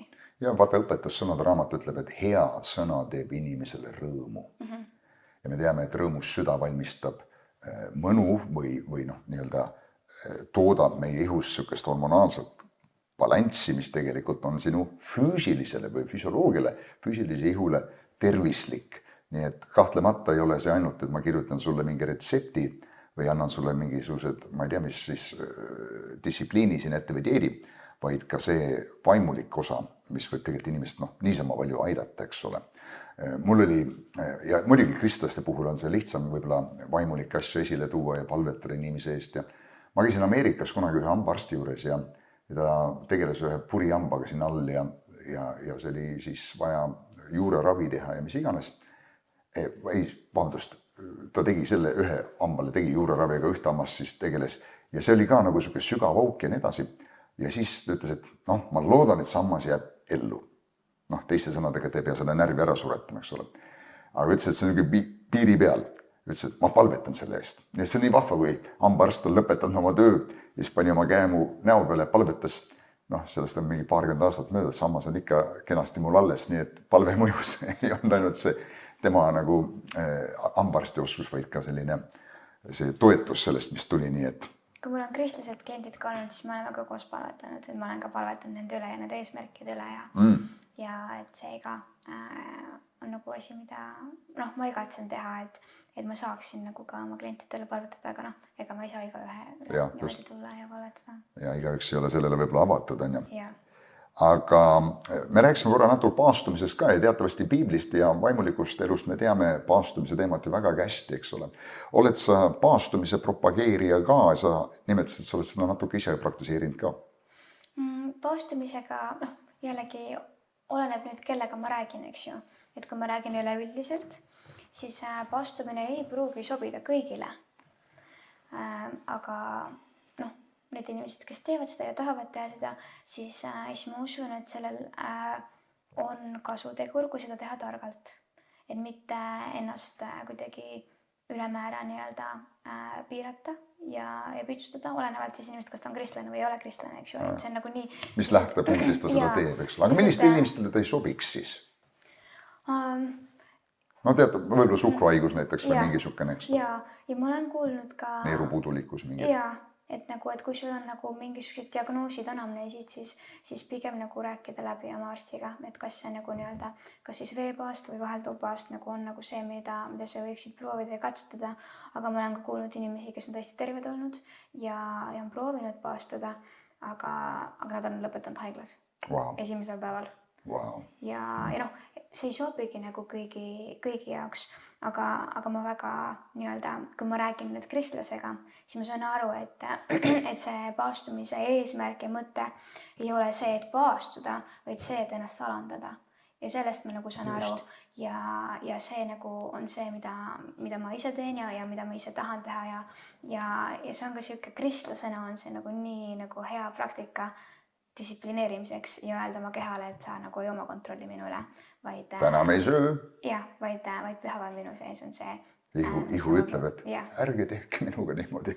Ja, et see on jällegi see, et kellega ma räägin. Et kui ma räägin kristlasega, siis muidugi ma ütlen, et ma usun, et see on ilus asi, mida teha, alandada ennast nagu Jumala ette ja veetagi rohkem aega Jumalaga selle asemel, et süüa ja söögi nagu koristus, kõik asjad, et see võtab nii palju aega tegelikult iga päeva elus. Et kui ma saan selle aja võtta ja minna Jumala ette ja alandadagi ennast ja öelda, et ma olen siin, ma tahan olla siin ja oma keha panna surema sellega, siis minu jaoks on väga ilus asi ja kui ma räägin kristlasega, siis ma ütlen, et see on väga ilus ja alandumine Jumala ette on alati asi, mida kristlane nagu võiks proovida teha. Võiks teha, täpselt. Aga füsioloogiliselt on ju ka paastumise kasu tõestatud teaduspõhiselt ja nii edasi. Eks ju, siis see autofaagia, just, ja kõik see. Ja see on ka nagu siuke kasutegur, eks ju, muidugi. Jällegi oleneb, kellega ma räägin, kas kristlasega või mitte kristlasega. Et kui ma räägin kristlasega, siis see autofaagia ei ole see, mis mu eesmärk on. Aga see on lisaboonus. See on lisaboonus, jah.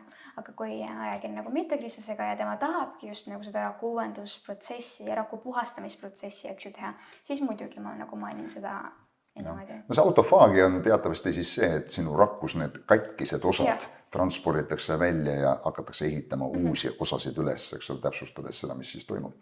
Ja insuliiniresistentsust ka nagu, eks ju, see paastumine on aidanud, eks ju, kaasa, kui kellelgi on nagu väga sellega. Aga jällegi see tuleb läbi rääkida, kui sa oled diabeedik. Ja lisaasju on seal ju ka, näiteks ma olen kuulnud, et mitte kohe esimesel päeval, ketoos võib-olla tuleb sul tõesti teisel või kolmandal päeval, kui see, mida sa taotled, mul juba tuli teise päeva hommikuks, oli see korralik ketoos olemas, siis kasvuhormoon tõuseb. Isegi on tähendatud seda, et 3., 4. ja sealt edasi päevadel see tüvirakkude tootmine nagu tõuseb. Teatavasti tüvirakud on ju rakud, mis on võimelised muutuma pea ükskõik millisteks rakkudeks meie ihus, mis on muidugi üsna hämmastav, eks ole, et ka ema ihus seal lootes äkitselt loode, mis on kõik tüvirakud, ühtäkki kõik rakud võtavad mingisuguse suuna, eks ole, luurakud, naharakud, organid, eks ole, üsna hämmastav. Ja see on see jumala müsteerium, mida Taavet ütles, et sa oled mind imeliseks loonud, eks. Ja tüvirakud, ka vähenevad meie organismis vanusega. Nii et niisugused head asjad tulevad, aga jah, see on nagu lisaboonus igal juhul, kui sa paastud, eks. Kas meil see 1 päev või 3 päeva või mis iganes. Oled sa rohkem teinud ka niisuguseid veepaaste või selliseid nii-öelda teatud toitude ärajätmise paaste?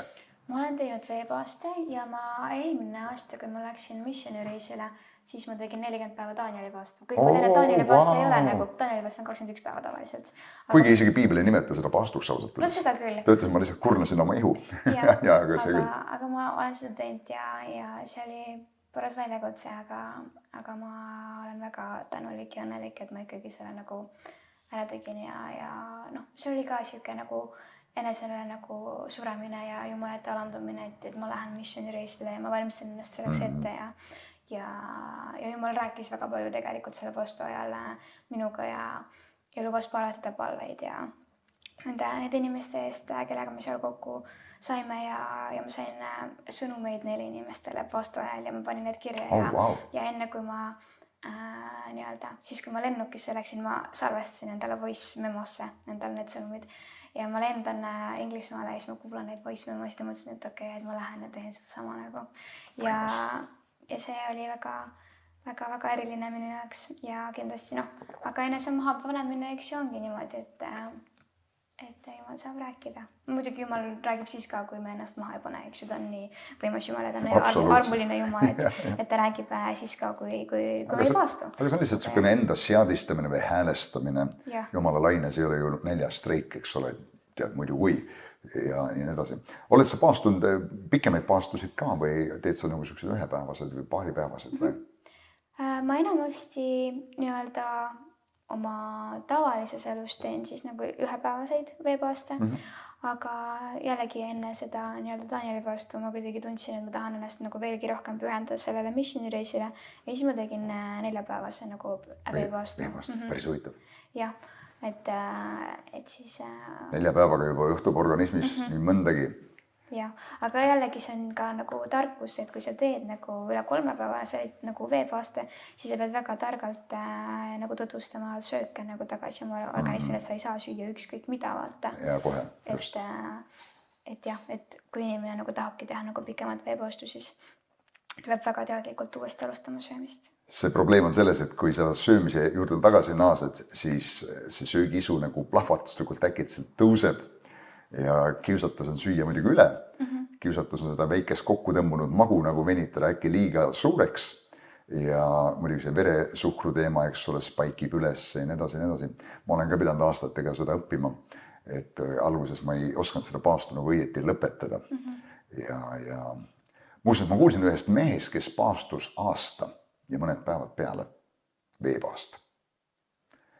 Ja temaga on tehtud siis ka intervjuu ja nii edasi. Ja tema lõpetas paastu süües keedetud kanamuna. Päris hämmastav. Nüüd ma olin nagu harjunud rohkem selle arusaamisega, et peaks selle kuidagi süsivesikuga vaikselt nagu üle minema. Aga muidugi on ka täna ju selliseid õpetusi, et just nimelt alustada millegi, mis su veresuhkrut üles ei löö. Aga jah, et see kuidagi kõlab huvitavalt, et keedetud kanamuna, kui ta on väga kõva veel, siis on eriti muidugi keeruline võib-olla, aga ta tuli tagasi. Jah, tal oli palju nagu teemasid kehakaaluga, haiguste ja muude asjadega. Ja siis, aga kujuta ette, aasta otsa ma ei söö. Terve aasta ma ei söö mitte midagi. Käin ringi, joon vett, olen rõõmus. See ei ole väga lihtne pühendumine, kas pole nii. Ma ei tea, kes seda oleks veel teinud niimoodi, aga kui me toitume õieti või hakkame selle tee peal liikuma, kui palju ikkagi siis aega läheb selleks, et tulemust näha? Ühe päevaga ei juhtu ju kohe asi veel. Oleneb, mis eesmärk on. Näiteks kehakaalu alla võtta, siis see ikka võtab aega, eks ole. See võtab aega, jah. Aga kui tahad kehakaalu juurde saada? Võtab samuti. Samuti. Mina tahan juurde saada. Mis ma tegema pean? Rohkem valku, trenni, lihast rebestama? Siis me teeme süükest asja nagu, kuidas ma nüüd ütlen, appi, mul ei tule meelde see sõna. me teeme niisugust asja, et me anname toidule juurde nii-öelda kilokaloreid okei, ja kuidas mul ei ole meeles seda sõna? see on okei, aga sa kirjelda seda, mis siis juhtub.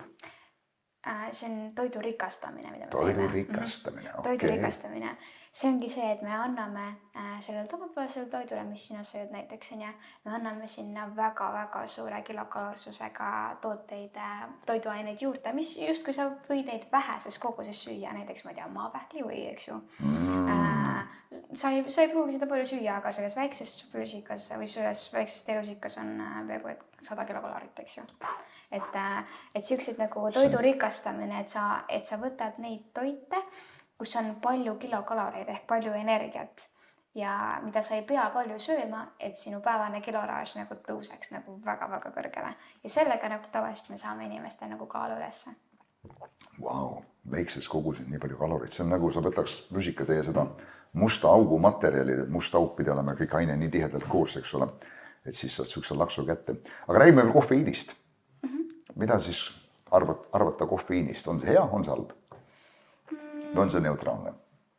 Tead, iga asjaga on niimoodi, et ma ei ütle mitte kunagi mitte ühegi asja kohta hea või halb, et kas on saatanast või jumalast nagu toiduainete kohta. Ei saa öelda, sest et kofeiinil võib olla häid omadusi, aga samas võib olla ka halbu omadusi. Et näiteks, ma ei tea, inimene, kellel on, ma ei tea, pikalt kõht kinni olnud, eks ju, ja joob kofeiinirikast nagu jooki, võib-olla saab oma nagu hädast lahti ja... Samas kellelgi on depressioon ja kofeiinitooted võivad nagu võimendada seda, eks ole. Ja inimene näiteks, kes peabki tegema mingisugust suurt pingutust, aga energiat ei ole, eks ju, joob kofeiini. Jällegi hea. Teine koht näiteks, ma ei tea, inimene jääb sõltuvusse, see ei ole hea, eks ju. Peabki kogu aeg ainult kofeiini saama. Kofeiinil on üks kehv nii-öelda asi on see, et kui me joome kohvi näiteks või teed, joome samal ajal, kui me sööme, siis kofeiin takistab nagu mikrotoitainete imendumist. Niimoodi. Et me peaksime võib-olla siis pärast sööki hoopis võtma kohvi. No need toitained ju imenduvad ka nagu päeva jooksul, et kofeiin nagu takistab toitainete imendumist. Muuseas, mina ostsin looduspoest ühe paki kohvi ja jõin seda ja olen seda joonud juba mitmed aastad. Ma muidugi olen väga siuke lahja kohvijooja ja aeglane ka. Ja mina mõtlesin, et see on nagu kofeiiniga kogu aeg. Ja mõtlesin, et ma väga palju ei pane ja väga üle ei doseeri ja alles hiljuti meil oli tiimi koosolek minu kodus ja keegi näitas mulle, et hei, vaata, siin on decaf.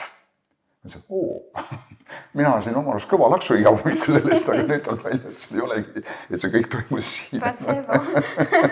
Absoluutselt placebo. Polnudki kofeiini sees. Nii et see on nii hea kui halb, et oleneb nagu, mis ta teeb. Minul mingil põhjusel nagu liiga palju kofeiini ma ei talu. Näiteks kange kohv, ma lihtsalt kuidagi tunnen, et ma olen niigi energiline. Püüan seda energiat kuskil ära panna, eks ole. Aga kofeiini veel juua, siis tead, ma tunnen kohe, süda hakkab tead kiiresti taguma. Ja inimesed tihtipeale tunnevadki, et kas tekib süke ärevuse tunne, kui on liiga palju, sest et kofeiin ju tõstab ka vererõhku, eks ju. Ja et see on nagu nii ja naa. Kunagi ma läksin läbi ühest lühikesest depressiooni episoodist 4 kuud umbes niimoodi ja siis üks toitumisterapeut ka Tallinnas mu hea sõber andis nõu, et ära joo kohvi sellel perioodil. Ära söö isegi šokolaadi, seal on ka sellised nagu ergutavaid aineid sees. Ja tõepoolest, ma jätsin need välja. Ma tegin mõningaid asju veel, aga ma tundsin, et need aitasid mind nagu vähendada seda ärevust ja seda depressiooni meeleheite tunnet. Lihtsalt toiduainetega. Nii et see on võimalik. See on võimalik.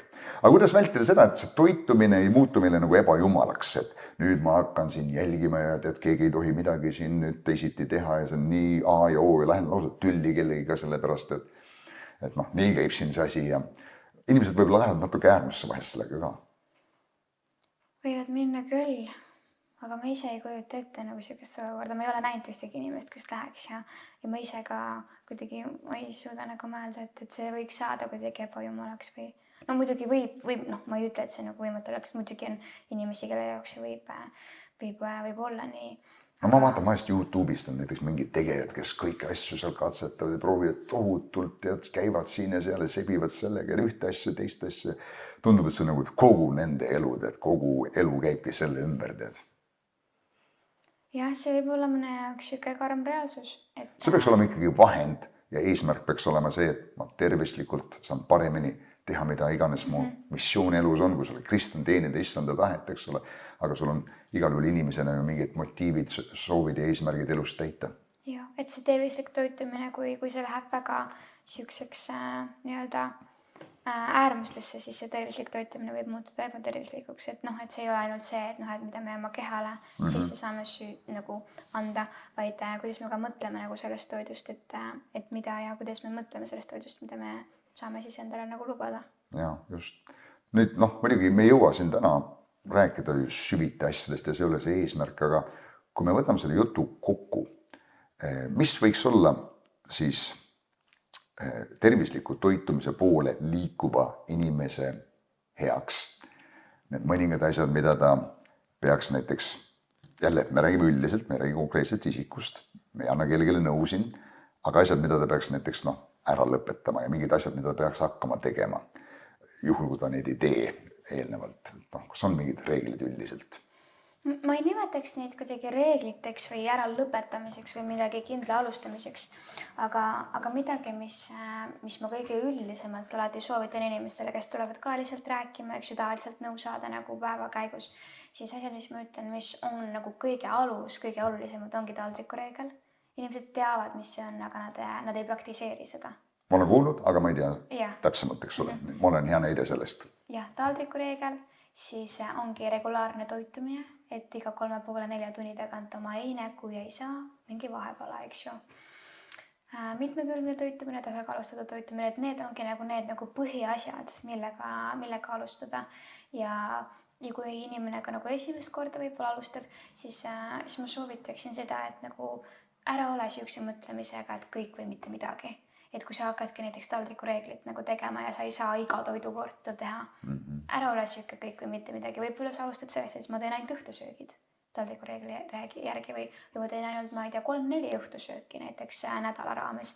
Et see ei ole siukene, et see ei tohiks olla siukene range kohust, ma nüüd pean tegema, vaid see peaks olema siuke protsess, kus inimene saab hakata nautima muutust ja selle et see saaks temale harjumuseks, et see ei oleks keeruline või et see ei oleks raske asi, mida teha, et oma toitumise muutmine, või et see oleks meeldiv kogemus ja üks teadlik, sest et kui sa otsused, et ma näiteks hakkangi taldrikureeglit tegema, siis on sinu teadlik otsus, et näiteks ühel korral päevas mingi toidukord ma seda teen, et see peab olema teadlik otsus, aga see ei tohiks olla midagi, mis sinust võtab kõik ära, et nüüd ma ainult seda, see ongi minu eesmärk päevas. Siis sa muutubki ema jumalaks leppeks, eks ole. Ja, et see võiks olla siuke meeldiv protsess. Nii et üks siukene võtmesõna meelde jätta on siis taldrikureegel. Ja regulaarne toitumine on ka kui sa tahad 2 sõna, siis regulaarne toitumine oleks number 1. Samuel, oled sa kuulnud seda ennem taldrikureegel? Sina oled, no nad. Aga üks asi on kuulda ja see on lihtsalt. Võib-olla tema peaks olema minu asemel siin intervjueerimas. Aga Merilin, suur tänu sulle selle töö eest, mida sa teed. Ma tean, et sa oled oma karjääri ju selles mõttes alles alustamas ja teed siin väikseid YouTube'i kokanduse momente ka, eks ole. Pigem sotsiaalmeedias, YouTube'is ma väga ei ole. Okei, kuskil olen näinud ühesõnaga ja sotsiaalmeedias, kõik nad on üks. Ja siis sul on siis sinu vastuvõtt siin samas Abjas, oled sa siin või? Jaa, ma korra nädalas olen Abjas, aga muidu tegelikult mu täistöö koht on Viljandis ikkagi. Okei. Nii et seal sa oled siis ka õena tööl, eks ole, ja toitumisterapeudina ka. Nõustaja, just täpselt. Vahe on terapeudil ja nõustamisel. Suur tänu selle intervjuu eest, jagamaks neid mõtteid ja kogemusi ja jõudu sulle selles heas töös, mida sa teed. Ja pikalt on nüüd räägitud, on ju, Saamel, sa tunned ka seda? Aitäh, et kutsusid siis. Jaa, peaks tellima nüüd, ma ei tea, pitsa, hotdogi, mis siin on head? Ei, see on nali. See on nali. Igal juhul aitäh sulle ja palju jõudu ja jaksu sulle. Aitäh sulle. sõbrad, ma tänan teid, kes te vaatate püsivalt Karjase Kohvi saateid või sattusite alles hiljuti neid saateid jälgima. Suur tänu kõigile, kes on kanalit tellinud, kes on seda jaganud oma sõprade ja tuttavatega. Eriline südamest tänu neile, kes on seda kanalit toetanud. Ning anna teada mulle, kust kohast sa saadet vaatad ja kui keegi tahab seda kanalit toetada, siis informatsioon selleks on siin olemas. Suur tänu teile, jälle kohtumiseni, olge vahvad, näeme jälle.